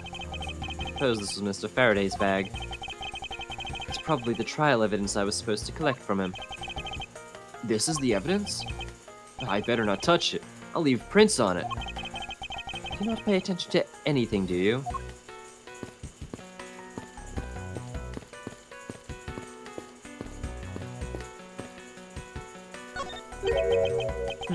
Why are there plastic bags scattered all around? Those bags are for keeping evidence safe, pal. I know that much, detective. You sure are good at this stuff, aren't you, pal? I've read this already. I did say I hadn't investigated that yet.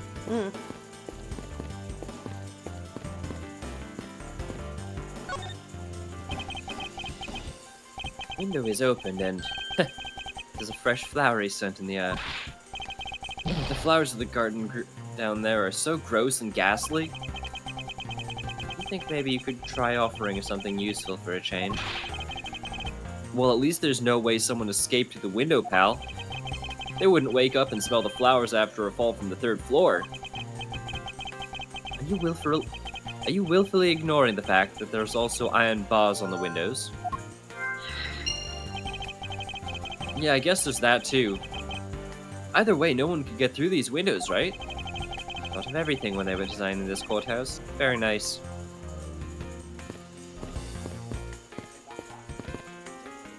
I'll be right back. I gotta go to the washroom again.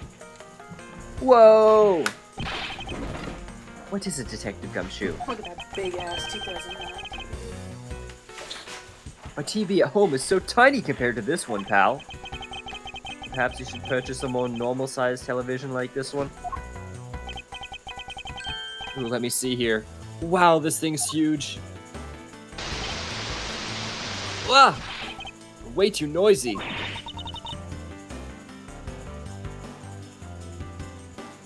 Wesley, do you want to do this Francisco line while Clover's gone?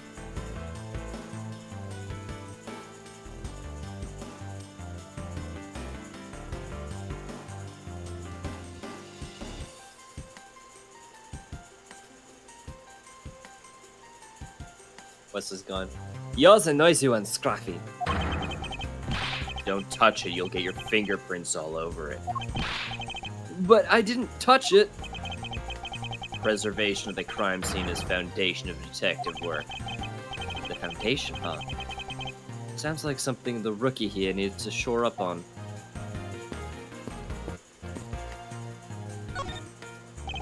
Detective Badge, do you have any thoughts on the case? Faraday and Rel. It looks like they killed each other to me. Although, there's a few things that just don't seem right. And what would they be? Why don't you try thinking on your own first before you bother me, boy? Well, now I've been downgraded to just boy?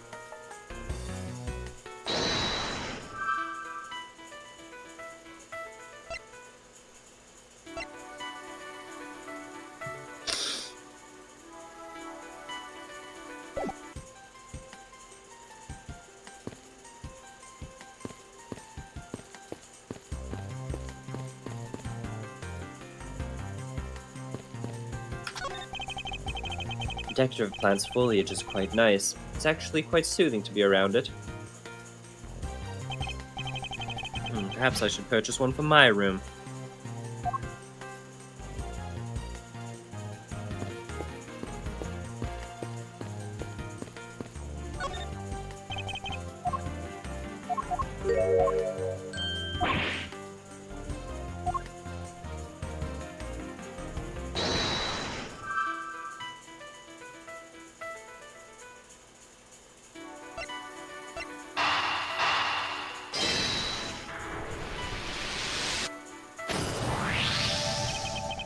There's a very tidy pile of plastic bags on the table, and yet a portion of them wound up scattered on the floor as well. It's not likely that the ones on the floor were knocked over during a struggle, in which case, might there not be another explanation as to how they got there? Another reason? I believe it's possible that the blood on the outside of the bag is related somehow. Please get the blood away from me, pal! Detective Gumshoe, whose blood is on this bag? Hold on, let me ask the lab guy. Alright, please hurry. Wait till you get a load of this, pal. It's Mr. Faraday's. Oh, and the technician said they didn't find anything else on or in the bag, sir. It would appear that this bag is a very important piece of evidence. Okay, if you say so, I'll leave it in your hands, pal. I'm back. Guess there's not much left to investigate, huh? They really did kill each other. No, we can't conclude that quite yet. There's still something I find very peculiar here. The theory that they simply killed one another is too simplistic in this case. In fact, there's actually a contradiction that shows there is another possibility. No way, pal, really? I suppose I'll just have to show you the contradiction in this crime scene.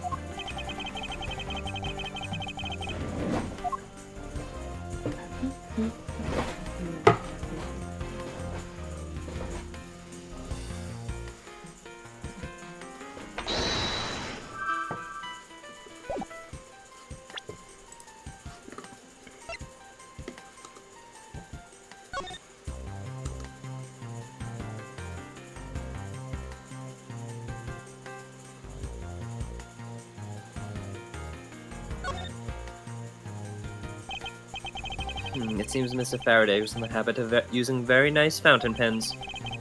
That's the total opposite of me. I don't get these things at all. Well, I think the pencil behind your ears suits you fine. Really? You think so, pal? Man, I knew it was worth something. Wasn't exactly a compliment, detective.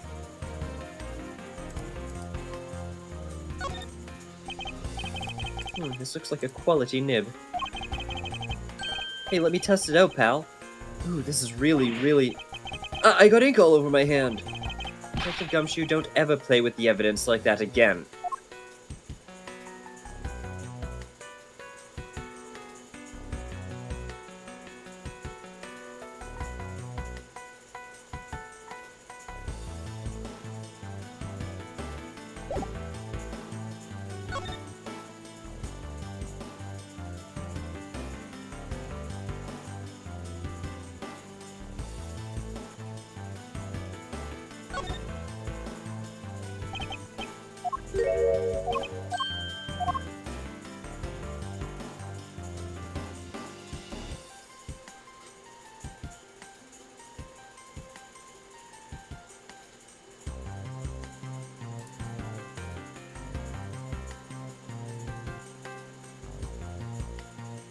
This looks like it's supposed to be important, but it doesn't. Let me look at that in particular. The number? Yeah.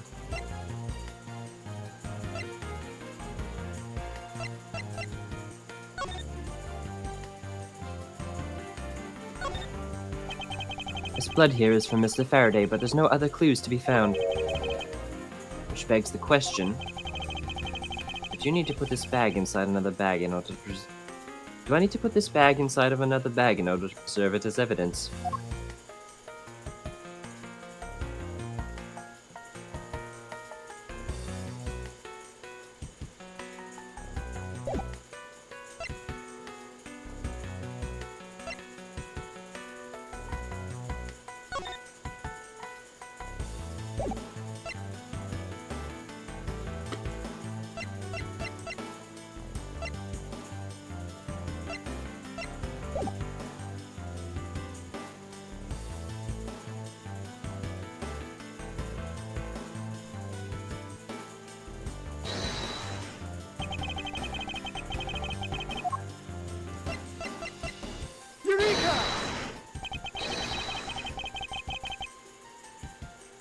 My reasoning for presenting this is that it seems weird that the defense attorney's, sorry, not the defense attorney, the prosecutor's blood is inside a bag as evidence. It's not inside, it's outside.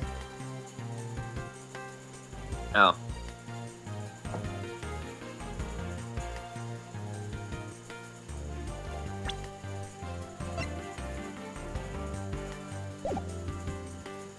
On it, okay.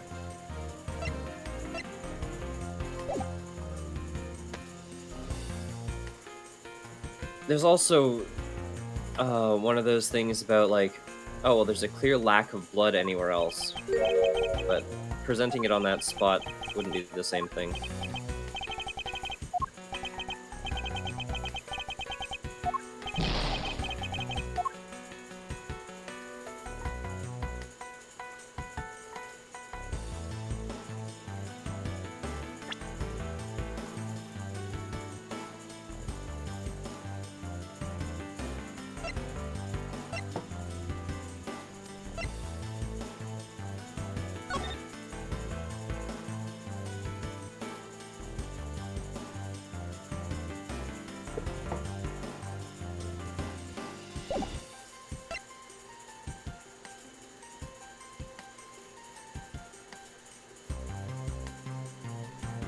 Oh, that description's not complete. The fuck? Well, we probably get more information by doing something else. Well, it should say which hand he's holding it in.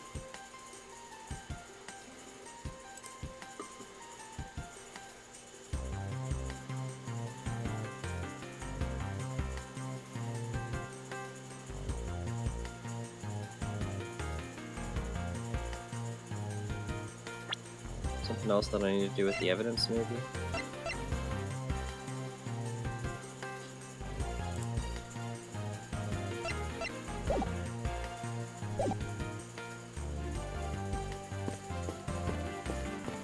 I didn't talk to Francisca yet because you were in the washroom.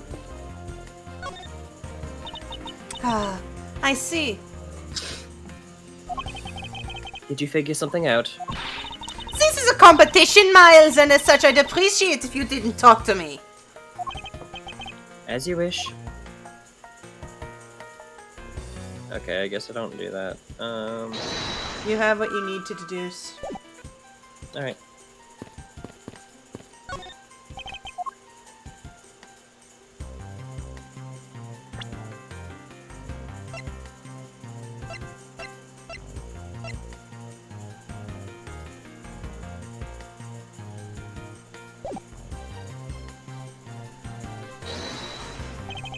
Actually, hold on. I need to make sure that I'm presenting it closer to the hitbox. Eureka! Now we come face to face with the contradiction I spoke of, and it's this. Mr. Faraday used his left hand to write with his fountain pen. Ergo, he's left-handed. And yet, his handgun is in his right hand.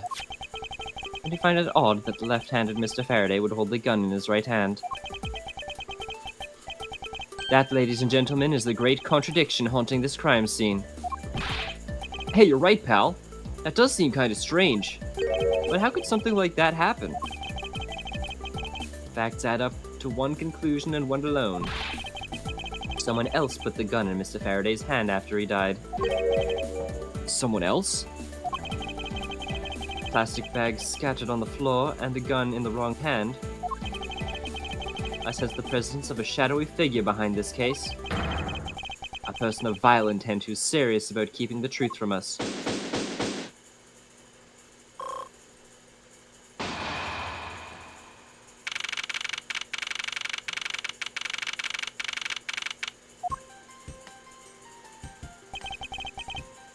Here's the autopsy report. It is probable that Mr. Rell survived for a short time after he was shot. However, Mr. Faraday died instantaneously from his stabbing. Interesting.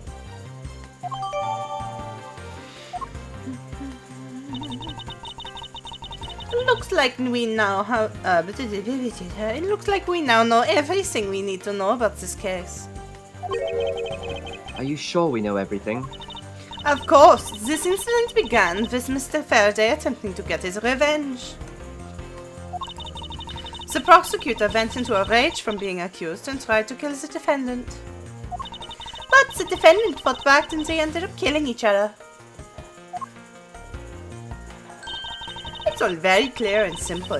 There's absolutely no margin for doubt. Do you really believe that to be the truth? Are you saying that just because I figured out the truth before you? That you don't want to believe it's true? It's alright if you disagree with my arguments and prove me wrong. Well, if there are any contradictions to be found, that is. Don't worry, I will.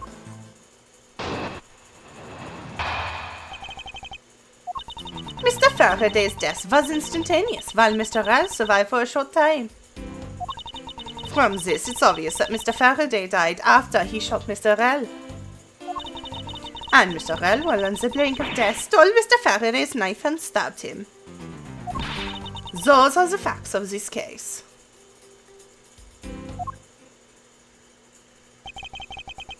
I can't decide if I want to make her voice, like, higher because she's younger or not. Because she's only, like, she's 13 as opposed to 19, and I don't think her voice would have changed that much. It all depends on when you think she went through puberty. Yeah. Mr. Faraday's death was instantaneous. Therefore, he must have attacked first. Proving that logic to be false is probably the fastest way to show that she is wrong. In any case, I should first look for any holes in her theory.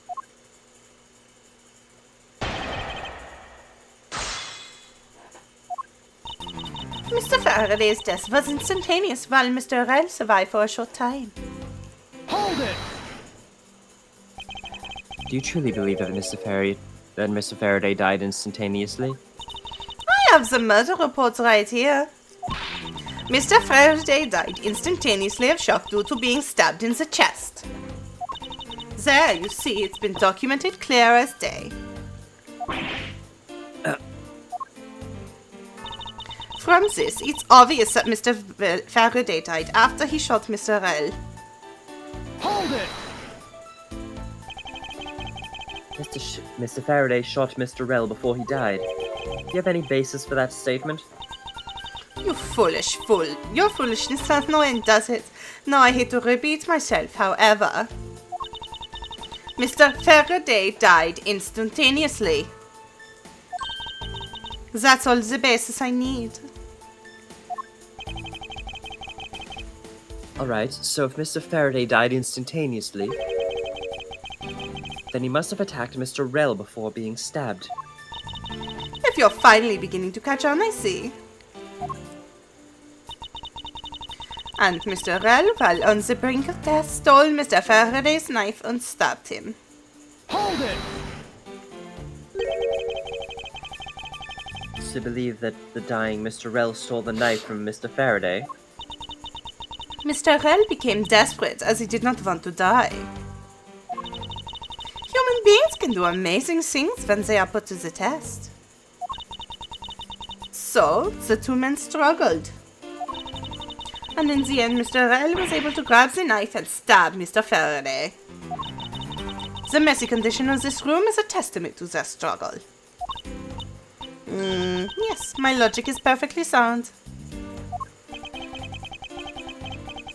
Can you really say that it's perfect? What are you insinuating? Nothing. However, I can't let what you said slide by without further inquiry. One must be clear and precise, so if you could append that statement to your testimony. Fine. They struggled, and Mr. Rell used the last of his strength to counterattack Mr. Faraday.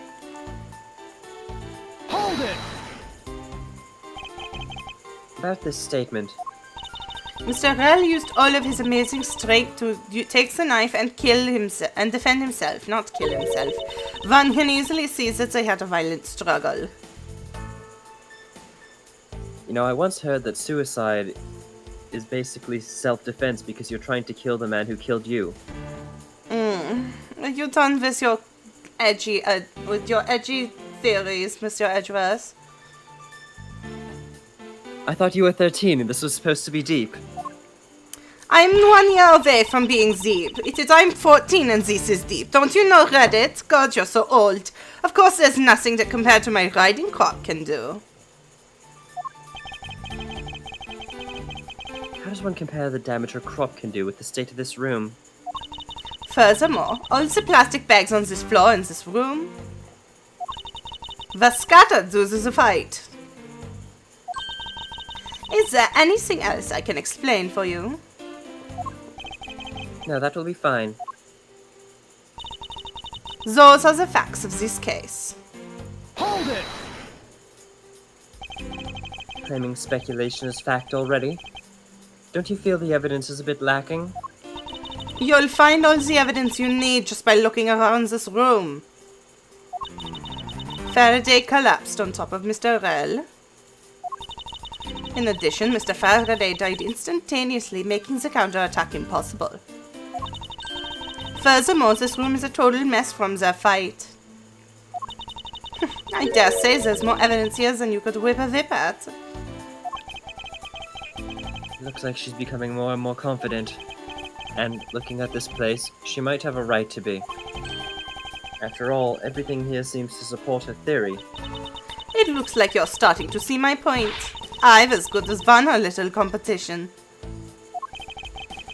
There's something strange about Francisca's theory. I should compare her claim to the data that I've gathered thus far. I know there's a contradiction somewhere.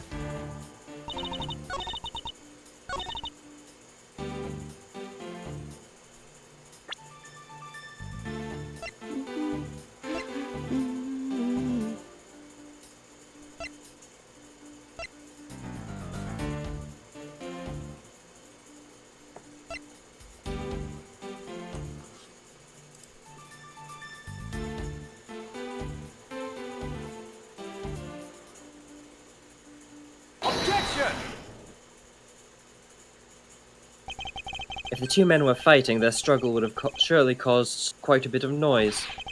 However, Detective Gumshoe testified that he heard absolutely nothing. Ha!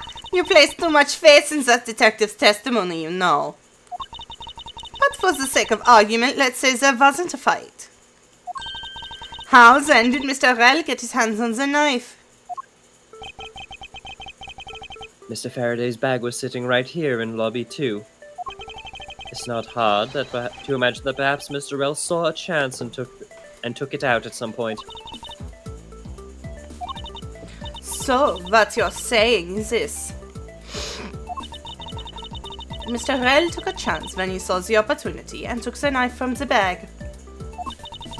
Then, Mr. Faraday shot Mr. Rel after being stabbed.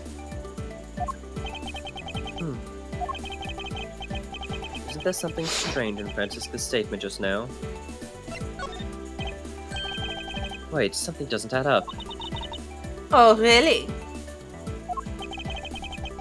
It's simply not possible for Mr. Faraday to have shot Mr. Rel after being stabbed.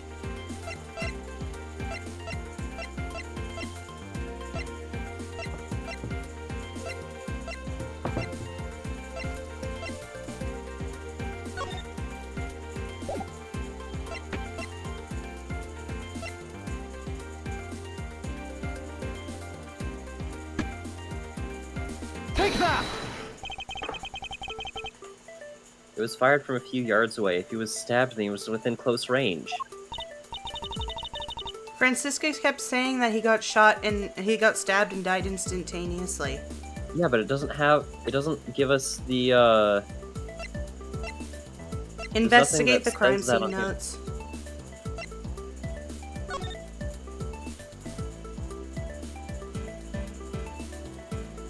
They did this shit again where they appended another page to it.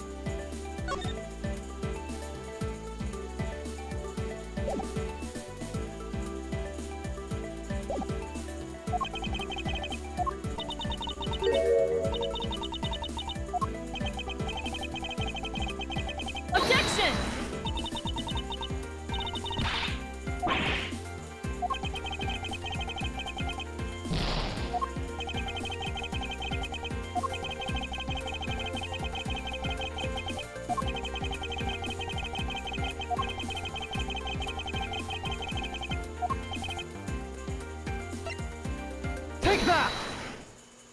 I fucking hate when they do this. This is not the first time they've done it in the series.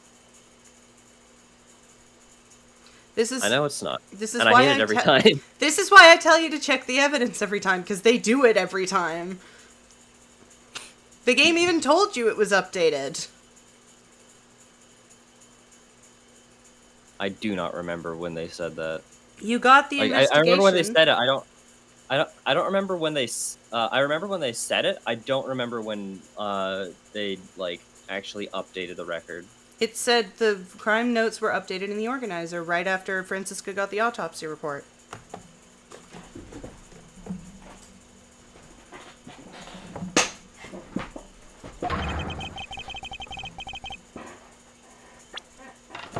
According to the coroner's report, Mr. Faraday died instantaneously, meaning that he died instantaneously upon being stabbed by the knife. Ergo, he could not possibly have fired the gun after that. You got me. But of course, Well then, if the report is correct, then there is only one correct explanation. If we suppose that Mr. Rell attacked first, then Mr. Faraday, who died instantaneously, would not have been able to kill Mr. Rell. Therefore, Mr. Rell must have been stabbed by Mr. Faraday after he was shot. Then they both died. That is the only explanation. That makes logical sense.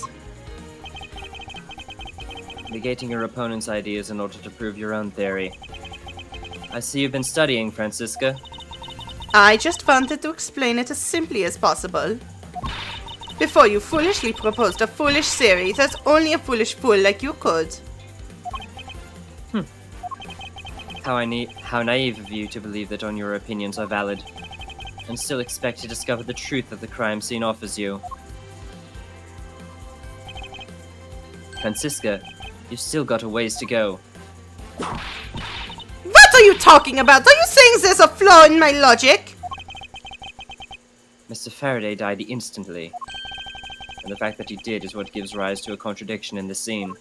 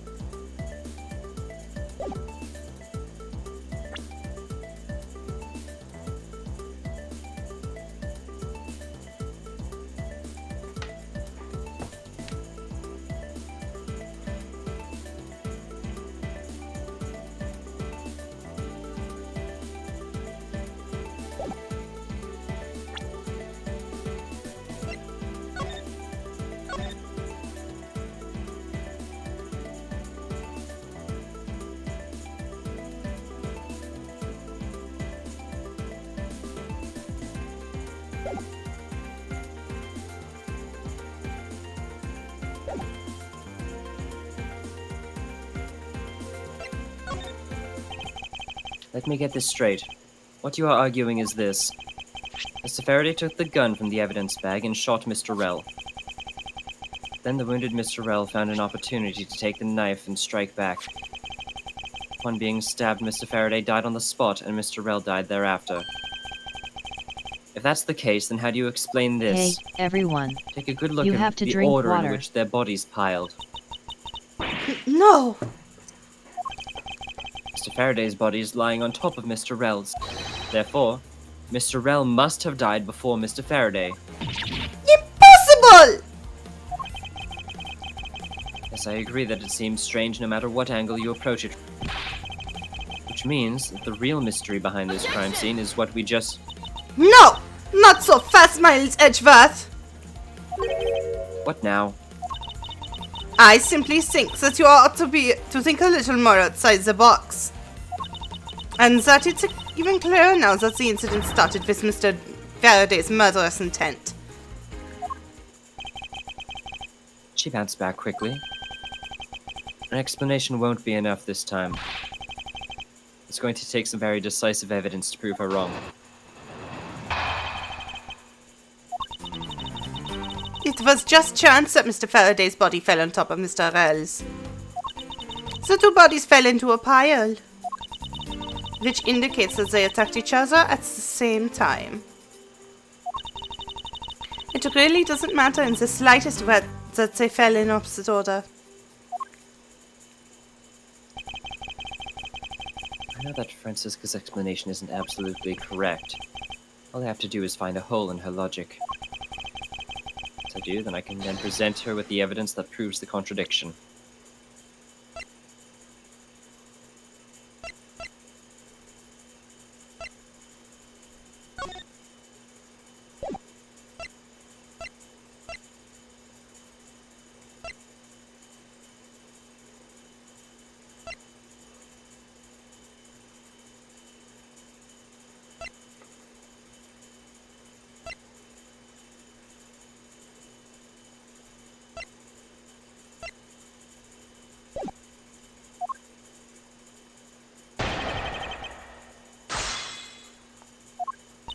It was just chance that Mr. Faraday's body fell on top of Mr. Rel's.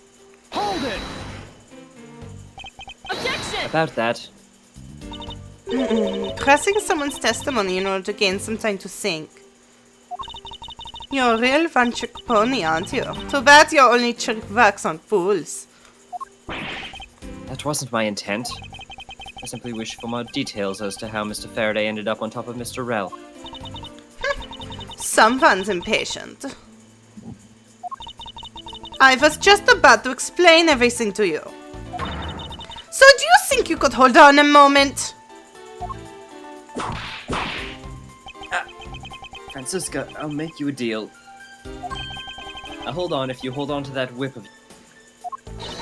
Oh, I'll hold on to it alright, as I whip you. Yeah, Edgeworth, you could have worded that better. Well, now that you've quieted down a bit, I'd like to continue if you don't mind. The two bodies fell into a pile. Hold it! The two fell on top of each other. Don't you find that to be just a bit strange? Not at all. I can see it in her eyes. She's dead set against me from the bottom of her heart. Miles Edgeworth, once I'm done here, you'll see that there's nothing strange at all. Now then, the two men fell into a pile, which indicates that they attacked each other simultaneously. Hold it! What do you mean by they attacked each other at the same time? I assume Mr. Faraday had two different weapons in his hands. He made to attack Mr. Rel while holding both of the knife and the revolver, and then, after Mr. Faraday fired the gun, Mr. Rel grabbed the knife as he was falling and stabbed Mr. Faraday. That's how Mr. Rel wound up on the bottom with Mr. Faraday on top. At close range, it is more than possible. Yes, it's possible, but... Well, if you have any other ideas, then show me what you've got! Oh, I will. And to that extent, I'd like for you to append what you just said to your testimony. I don't see any point to that, but if you please. The fact indicates that they attacked each other at the same time from close range. Objection! Itchy nose. So you believe they killed each other at close range? Sorry, but that's impossible. Just as it's written in the crime scene notes, the firing of the handgun did not leave a gunpowder burn on Mr. Rel's clothes. Therefore, Mr. Rel and the gun must have been separated by a distance of at least 2 or 3 yards. Ah! Yes, this is by far the biggest contradiction. The two bodies are piled up on each other, yet the gun was fired from a distance. And, with there being no chance that Mr. Rel moved that far after being shot, leaves only one possible explanation. What a completely foolish line, a foolish thought from a totally foolish fool! Stop saying so many goddamn F's, Francisca. Jesus. If I am not right. Then who was it that made the first move with the intent to kill, huh? Who? The person that attacked first with murderous intent. That person would be...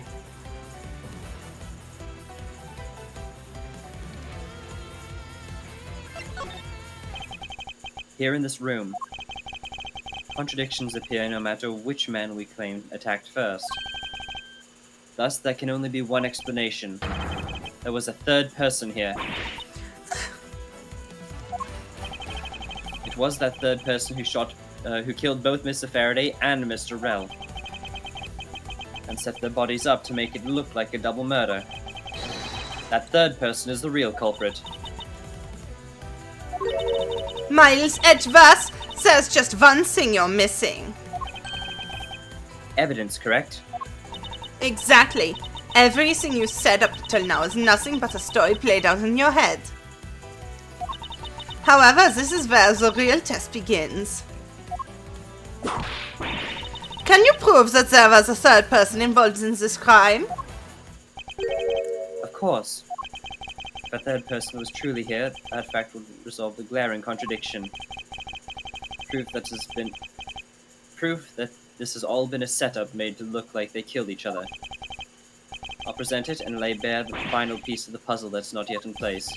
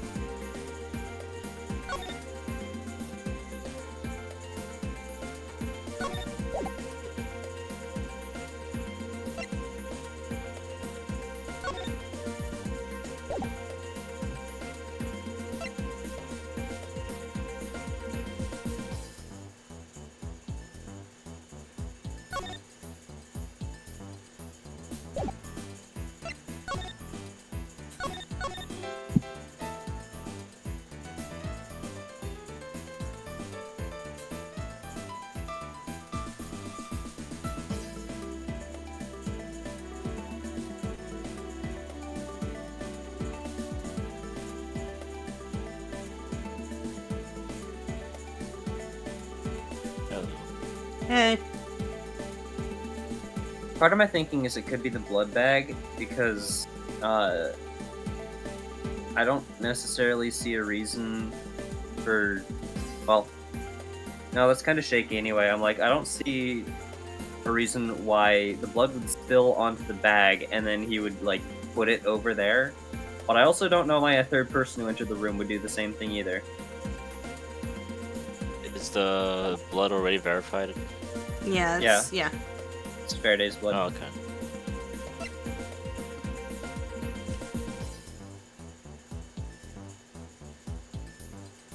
So we've already verified he's left-handed, and anything else? I actually don't know what happened after you entered this room. He's left-handed, the gun was in his right hand, so that's a thing. There wasn't a sign of struggle because Gumshoe didn't hear anything, but there's bags all over the floor. Rel survived a few seconds, but Kay died instantaneously, so it's weird that they're on top of each other. Kay died instantly. Whatever, Faraday. They're the same fucking thing. A DFR.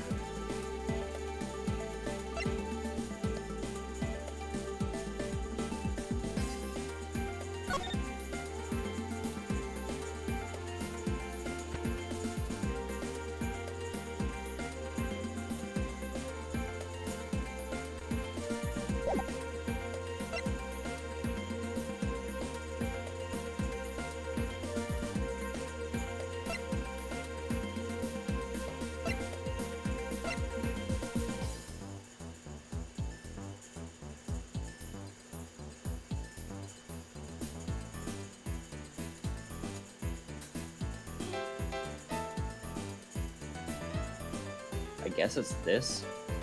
Take A that! few yards away. Gun in Mr. Faraday's hand and the plastic bag and the plastic bag with his blood on it. These two items point to the presence of a third person. How so? Fortnite. Recall Detective Gumshoe's testimony. What the fuck is Fortnite? I was in the hallway the whole time, but I didn't hear a single peep of a struggle.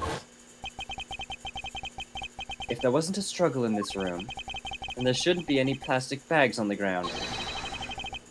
Meaning that someone else must have deliberately scattered them around. Thank you, phone.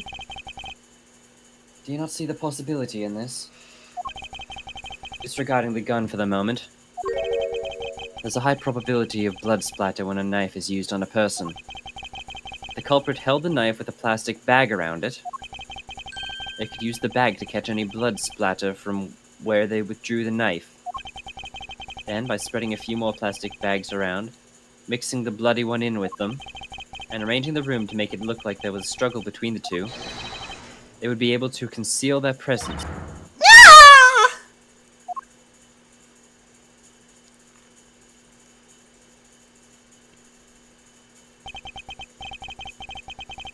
Looks like we still got a long way to go in this investigation. Yes. Objection! That is not the voice I expected to hear coming out of Callista's mouth. She has 2 objection sounds. What the heck's up with you, pal? Mr. Bad, I advise you to place Mr. Detective Gumshoe under arrest. What? Why is the judge looking so like aggravated about this? I had no idea. He looks like he's ready to throw hands. Yeah, he's ready to fight. All he needs is the Henry Cavill like reload. What's the meaning of this? Huh.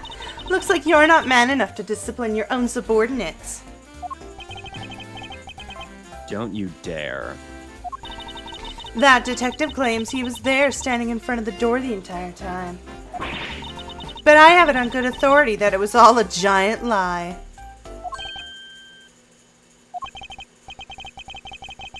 Miss Yu, I ask that you please explain that last statement. I'll let His Honor explain it himself. I saw it with my own eyes, I tell you. During the recess, there was a period of time when there was no one in the hallway. What? See, Mr. Bad? So I ask you, why would a detective who was supposedly doing his job the whole time want to fabricate such a lie? Gumshoe, did you kill Faraday? No. Of course not, sir. It would appear that the one who set this whole crime scene up is that detective. Which basically renders his testimony a complete lie and wholly invalid. It looks like your perfect logic has just come tumbling down, Miles. I was in the hallway the whole time, but I didn't hear a single peep of a struggle. Was that statement really a lie? Detective Gumshoe, you're now a suspect in the murder of 2 men. Now spit out the truth or so help me. I haven't lied to anyone, sir. Honest. I was really there. I was in the hallway the whole time. Hold it! Detective Bad, I ask that you please do not act without my permission. After all, I am the one that's heading up this investigation, am I not? Don't talk like you know what's going on, boy. All I want is for this investigation to run perfectly. Perfection is the only wish of a disciple of Von Karma, after all. Therefore, before you take Detective Gumshoe into custody, I'd like to set the record straight on something. And what's that? What should I ask Detective Gumshoe about?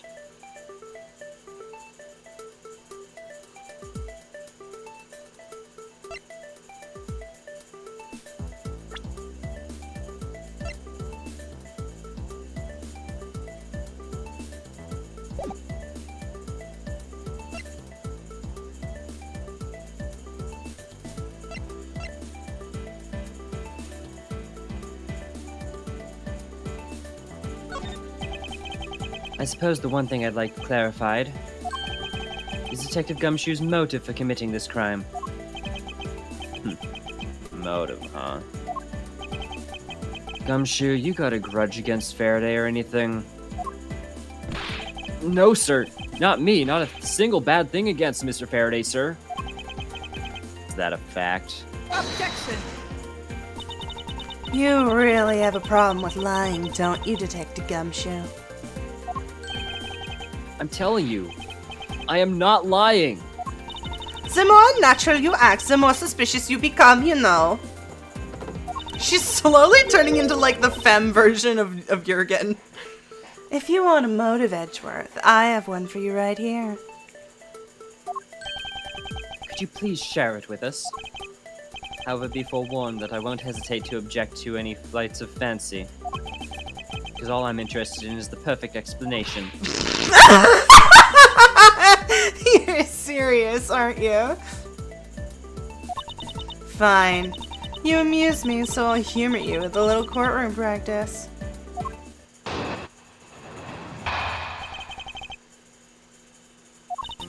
It was about a week ago.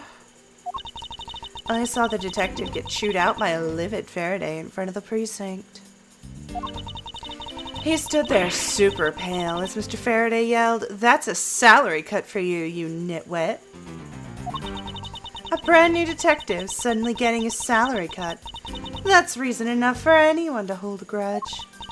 Well, how's that for the perfect explanation? Man, if that's accurate, then Edgeworth should be dead 10 times over. You totally understand me, pal. No matter how mad I get, I can never hold a grudge. Quiet. We can't trust anything you say. Sir? Aww. There's nothing wrong with the motive she proposed per se. There are some gaps in her logic that need to be filled in. To use perfect explanation may not be so perfect at all.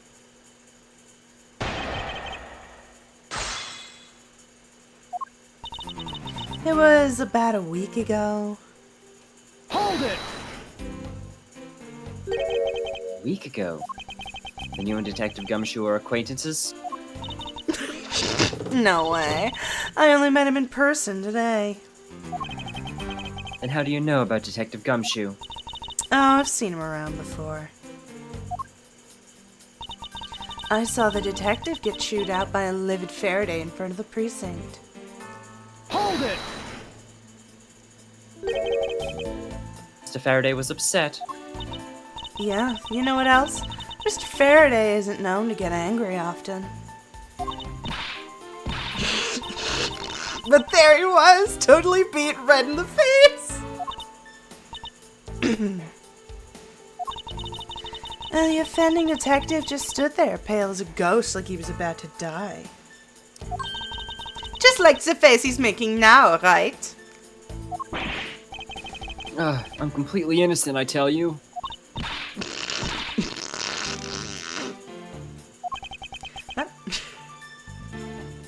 Poor man. I need to drink some water. That low-key hurts my throat to do every time. The poor man. That poor, nearly unemployed man. That man who cannot afford the bus.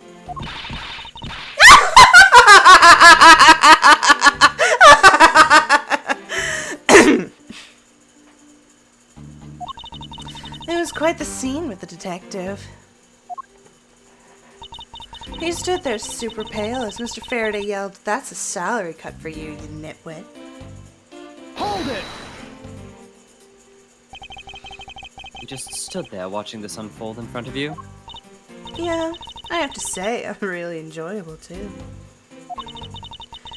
But that's when I saw Detective Gumshoe earlier. I knew to steer clear of him.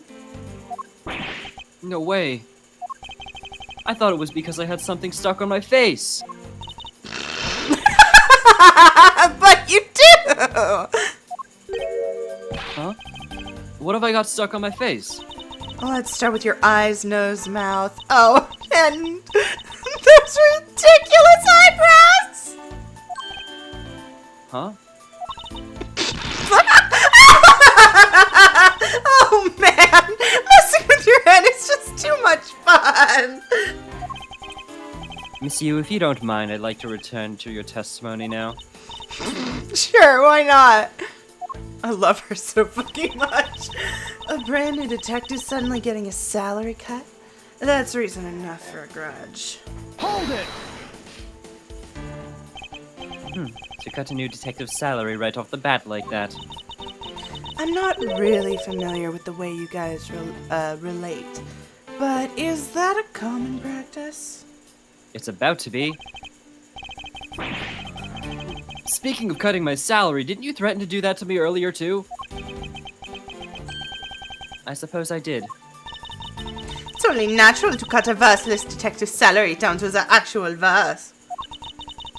My father can fire anyone, new or old, with a snap of his fingers. You think maybe that's reason enough for detectives to hate you people? Well, I guess. They really shouldn't cut people's pay. Detective Badge, don't tell me Mr. Von Karma cut your salary earlier. Well, how's that for a perfect explanation? Hold it! You call your explanation perfect? Is it not to your liking? Unfortunately for you, it's not up to my standards. Oh, is there something you want me to clarify in that case? What should I do? Should I raise an objection? Alright, if you could clear this one thing up for me.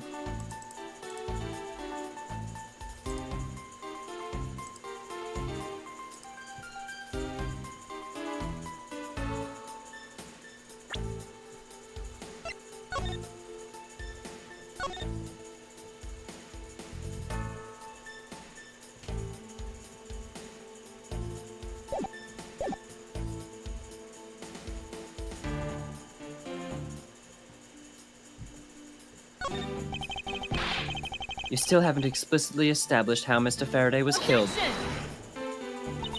Going senile already, Miles? Mr. Faraday was stabbed to death with a knife. Not that. What I meant to ask was, how were the two men killed while they were in a guarded room? We're gonna find that out very soon from Gumshoe at his interrogation, boy.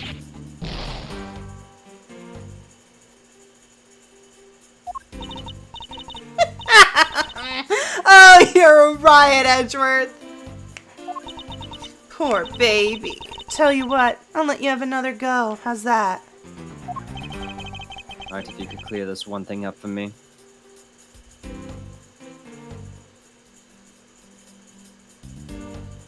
It's like, the motive for killing Mr. Rel is, like, a thing of, he probably just wanted to, like, supposing he did, they would try to play it off as, oh, he probably just wanted to get rid of the other witness. As for Faraday and Gumshoe's relation, like, she's clearly established that they have the sort of,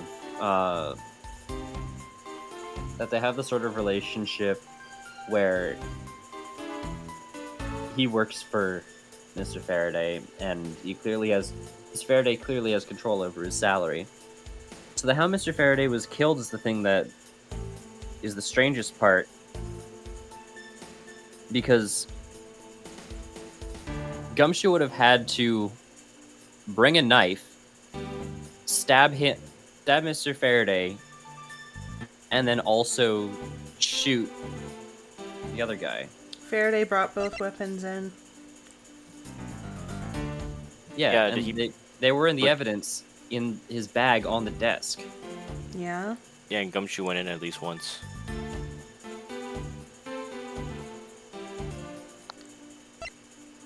That's what they're implying, yeah.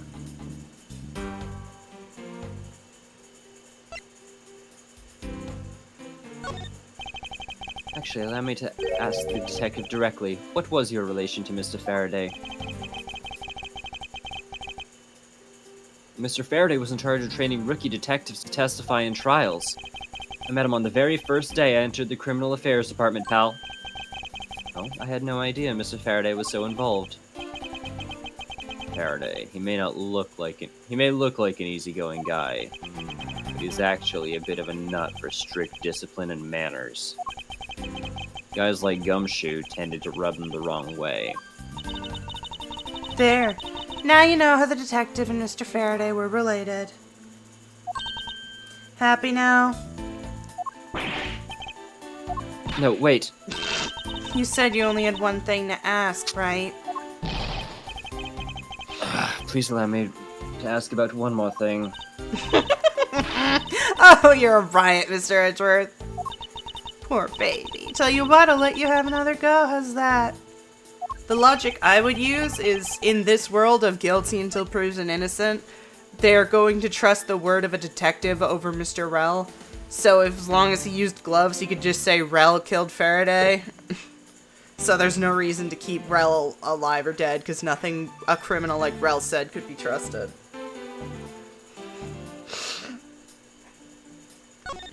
Technically, Rel would be more valuable to him alive than dead.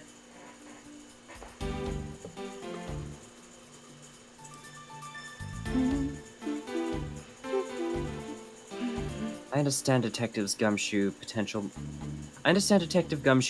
motive for killing Mr. Faraday. However, what about his motive for killing Mr. Rel? His motive for killing Rel? Like I would know. If there was no clear motive for both the murders, then I doubt this incident would have occurred. Would you agree? Is there anyone else who might have had a grudge against either of the two men? Or should we look into that ourselves? Oh. In that case, I have absolutely no idea. What? But that's impossible. You must know something. Wait. Can you please not glare at me like that? It makes me laugh.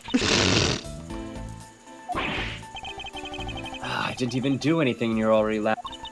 Anyway. The way I see it, as long as he had a motive to kill one of the two, his crime would have played out the way it did anyway. Oh? Would you care to explain your logic? And this time, please try to provide a truly perfect explanation. Perfect this, perfect that. Stop being so uptight. Or is that a requisite trait for being among karma? Miles Edgeworth, I demand you shut this rude woman up! I suppose that's your job. You're the one with the whip. I wish Hey, you'd both be quiet everyone. for just 1 second. You have to drink water. Oh well, I guess I'll just have to explain it to you kids.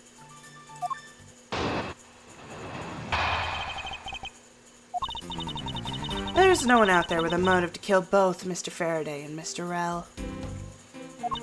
All you really have to establish is that someone had a grudge against one of the two men. Mr. Rel, who happened to be there, became a witness to Mr. Faraday's murder. Oh, I guess she is going to use your logic. Therefore, he was killed out of necessity and set up to look like they'd killed each other. I wonder if that's really true. Is there no one out there with a grudge against both men? I should take another hard look at this evidence for this morning's case. Second KG8 incident, as people are calling it, involving an embassy staff member. Two men who both wound up as suspects in the case. Someone else I'm overlooking who is somehow related to them.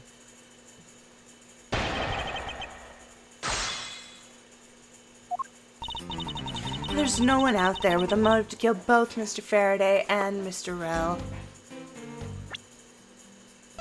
not actually gonna present this one. I'm pretty sure I gotta present him, but like, present this on one of the statements because of him.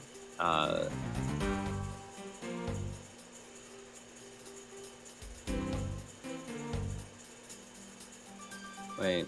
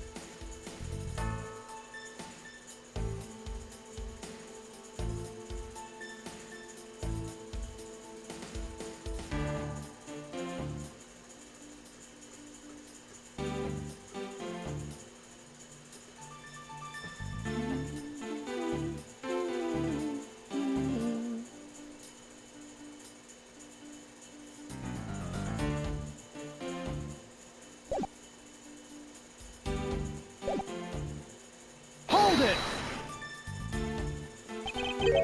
So there's no one else who might have a grudge against Faraday and Mr. Rel?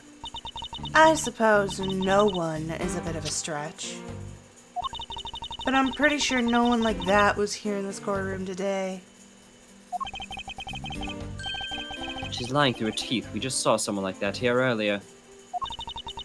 Besides, you don't need to prove that the killer had a grudge against both of them. All you really have to establish is that someone had a grudge against one of the two men. Hold it! Someone with a grudge against one of the men. In that case, aren't there plenty of other people who fit the bill? Sure, after all, who doesn't garner score from another simply by being alive? But the only one who held a grudge and acted upon it by killing was Detective Gumshoe. Furthermore, Mr. Rel, who happened to be there, became a witness to Mr. Faraday's murder. Hold it! So you're saying that he was basically silenced? Aren't you glad you managed to avoid the same fate, Your Honor? Why, if you had been the one to witness the blood-covered detective...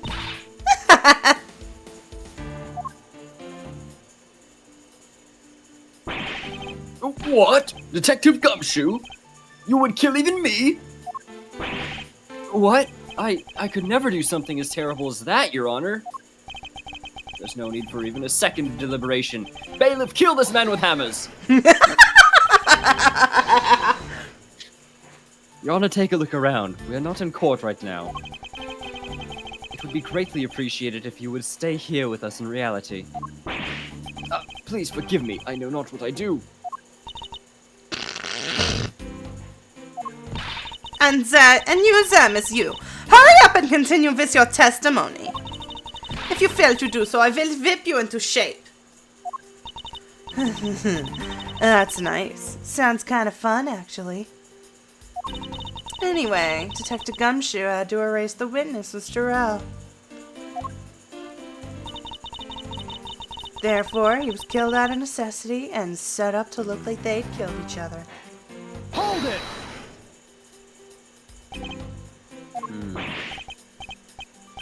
I didn't do it, pal.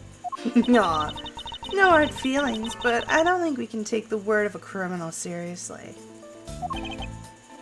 Aw, but I can't even begin to think up ways to set up a crime scene. I suppose you do lack the necessary tactical mind required to do such a thing. Oh, why do you have to kick a man while he's down, pal? You shouldn't put yourself down, Detective. You're a big boy. I bet you thought it up all by yourself, right? Yeah, that's right. And I worked real hard on it, too. From now on, I'm Big Dick Gumshoe. Oh man, I wish he wasn't going to prison. Sounds like great fun at a crime scene. I think This proves one thing about the detective. He has the mental acuity of a worm, and I would not love him if he was a worm. Aww. I have to admit, her explanation makes sense. However, there's also something overlooked in her testimony. I should present that piece of evidence and see if I can't make her see the truth.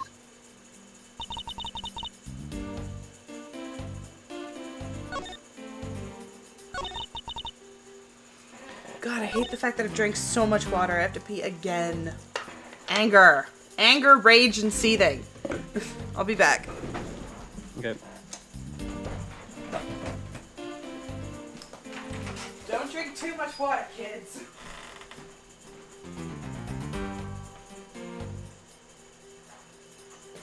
If anyone's watching, we gotta be ready to do the water thing as immediately as soon as she gets back.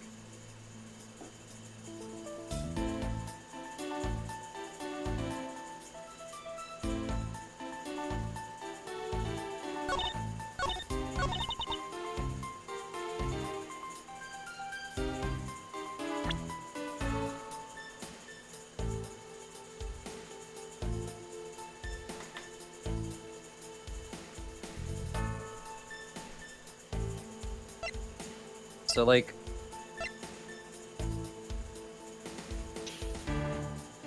I know that they want me to present something about this guy,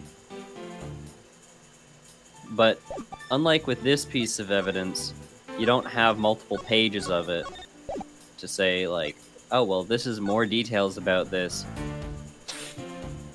And I wasn't paying super good attention when Von Karma was explaining the previous case.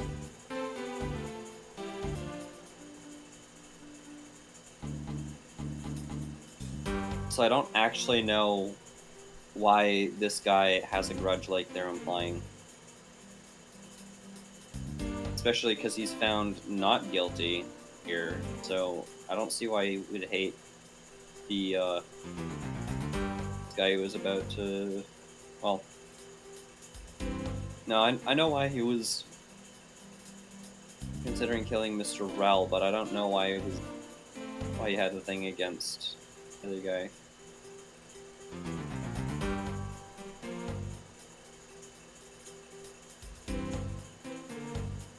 Unless it's just like the guy knows too much.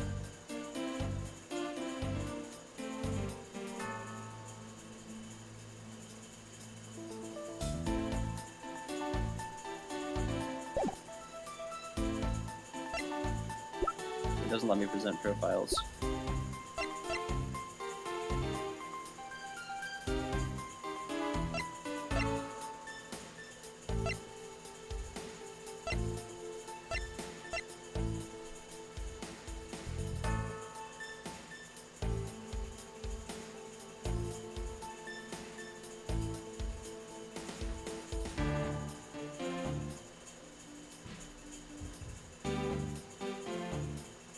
I do want to wait until Clover's back to present this, because I don't want to do the voice.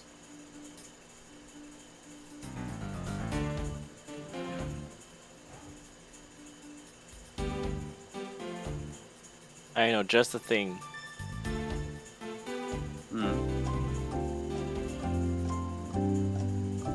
Nice.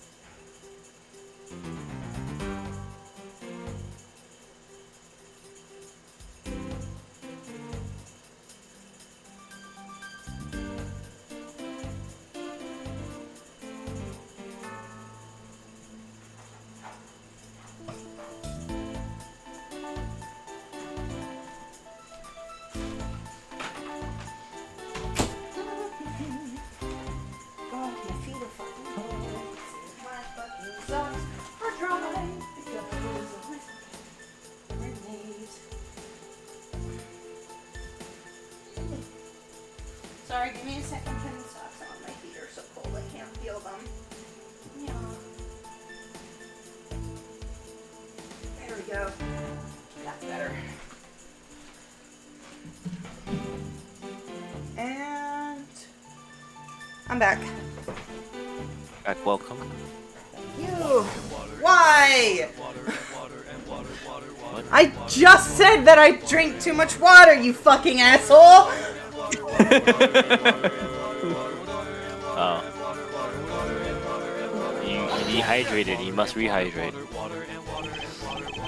Monsieur, I believe there's someone you overlooked in the statement. Or rather, is it because you'd rather not bring this person up? What do you mean? We're looking for someone with a reason to kill both Mr. Faraday and Mr. Rel. I can think of at least one person who fits that bill. He was suspect in the original KG-8 incident, and a member of the That name trips me up every time. The Cadopian Embassy staff, Mr. Manny Cochin.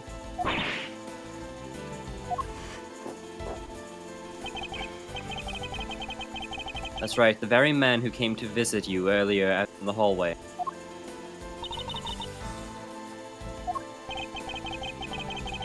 The man who killed a member of the Cadopian Embassy staff, Mr. Rel, and the man who was the lead prosecutor of the KG-8 incident, Mr. Faraday. Are you telling me that Mr. Cochin has no reason at all to kill both of these men? Well, I suppose he might have a reason or two. You covered for me, pal!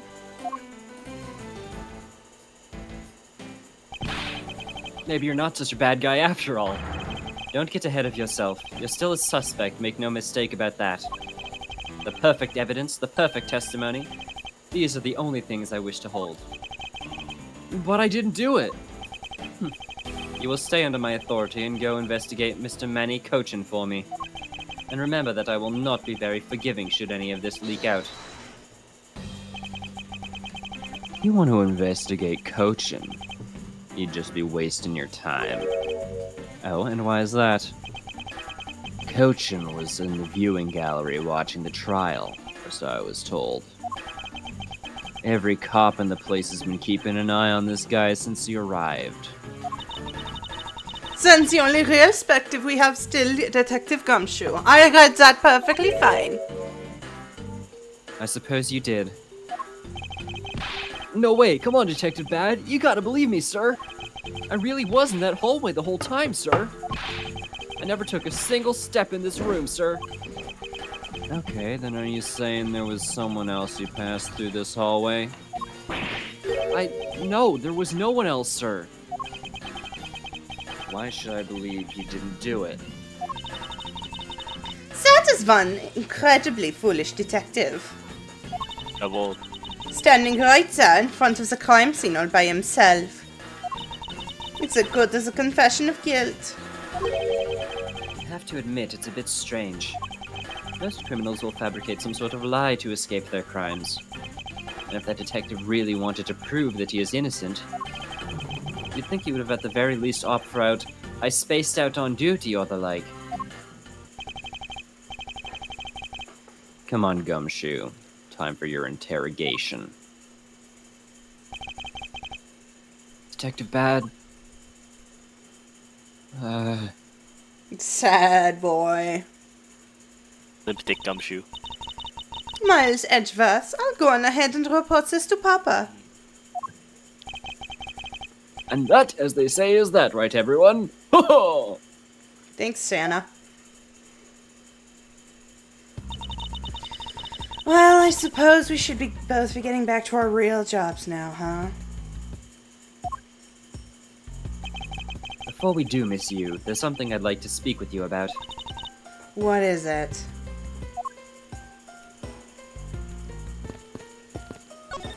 God, she's so pretty. So, what do you want to ask me about? The current case of the murdered Cadopian Embassy staff member. I've heard that some people have begun calling it the second KG-8 incident. Only among you law enforcement types. And what about it? I'd like for you to tell me everything you know about the original KG-8 incident. I'm afraid I can't help you. I don't know anything beyond what was reported in the papers.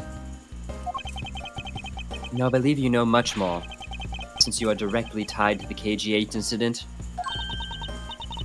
I'd appreciate it if you'd stop with the false accusations. Baseless outbursts are useless both inside and outside the courtroom, you know. I do, but I also know that I do have a leg to stand on here.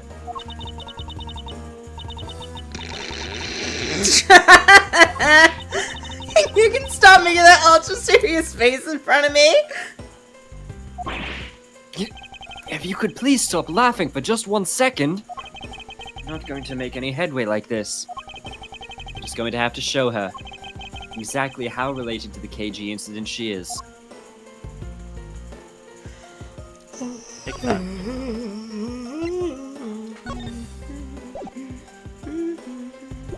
I can't present profiles yet, so yeah. It's you. I believe that I have proof of your connection to the KG-8 incident. That file is your proof? Very well then. Why don't you tell me exactly how I'm related to the KG-8 incident? Your connection to the KG-8 incident is through the victim. The victim's name is CCU. You will note that she has the exact same last name as you. Can you really tell me with a straight face that you are not related to this case?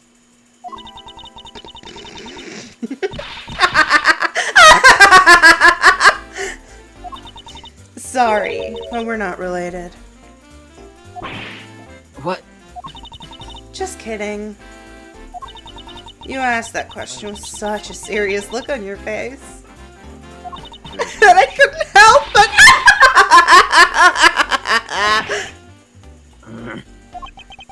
It's you. I ask that you please tell me the truth. Alright, I'll tell you everything I know. As you guessed, the one who reported the smuggling activities of the Amano group was my sister CCU. As I thought. And she was killed right before she was to testify at the impending trial.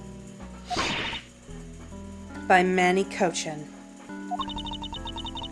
But because he was tried once and was acquitted, he gets to live out the rest of his cushy life completely carefree.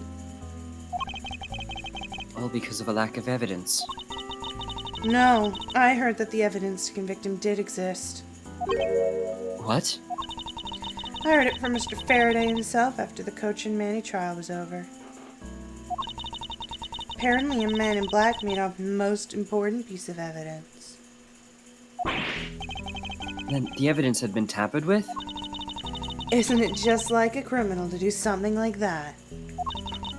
The smuggling ring was being run out of the Amano group by one of its secretaries. They bailed Mr. Cochin out. Turns out they were in league with each other all along. How big was that smuggling ring? Was it a large operation? I don't really know. Which is why I wanted to become the lead defense on this case that people are calling the second KG-8 incident. But I haven't learned anything new at all. I was probably expecting too much, I know. You mean, you think this case has nothing to do with the smuggling ring? I don't know what to think. Why did Mr. Cochin want to meet with you earlier? Actually, he came to watch the trial. Apparently, he only found out I was the defense lawyer on this case after he'd arrived. He figured he should say hi, and one more thing. Looks like you couldn't resolve anything this time either. Too bad. What's that supposed to mean? Oh boy! Stop with the scary face already! I'm fine, really. I gave him a good slap across the face. Based. Yeah. The way she talks about slapping him as she laughs away is kind of creepy. I mean, she did say getting whipped sounded like fun. But it's just as Mr. Bad said. He's not related to the double murder. I asked around, and people in the gallery claimed that he was in a seat the entire time. Talk about cruel fate. Well, this is about all I know. Sorry. Guess I wasn't much help, huh? That's not true. I'm sorry I made you recall such a painful time in your life. Gertrude, you really are too serious for your own good.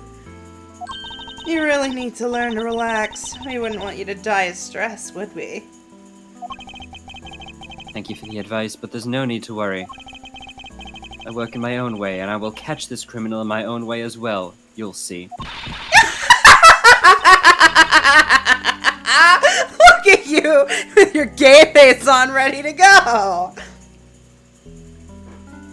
I know you said game face, but it sounded like gay face. She would say that too. She would absolutely call him gay. I'm making no such face. Did you know? Laughter is the best medicine, Edgeworth. Don't you get tired of making such a serious face all the time?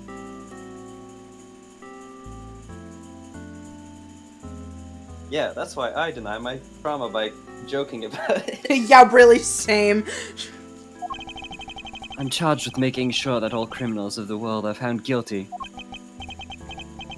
I have no need for laughter. There you go, making that face again. Oh well. I've got to get going. I still have a few loose ends I need to tie up.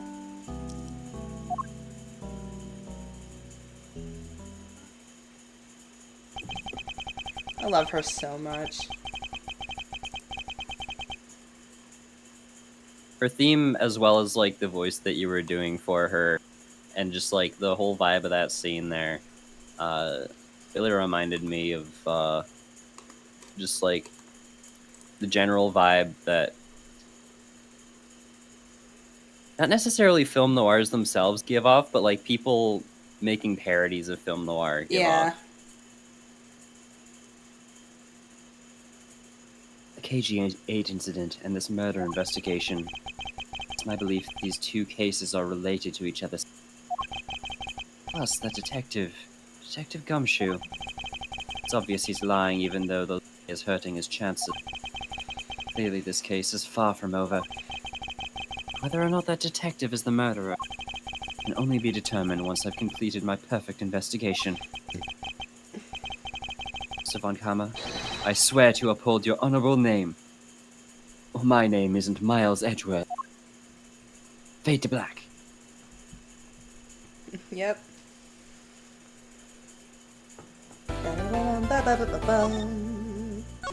I assume we are ending? Yes. Yep. Weapons will arrive in like 3 minutes or so. Yep. I will see y'all when I see... Well, no, actually I have to keep going for the ending. Next ending will be Thursday! We'll probably keep playing this because this is really fun. I'll see y'all when I see y'all. Actually, I'm working Thursday. You're on your own. Sorry. Oh, fuck. Okay. I'll come up with something to do then on Thursday. I'll see y'all when I see y'all. Bye!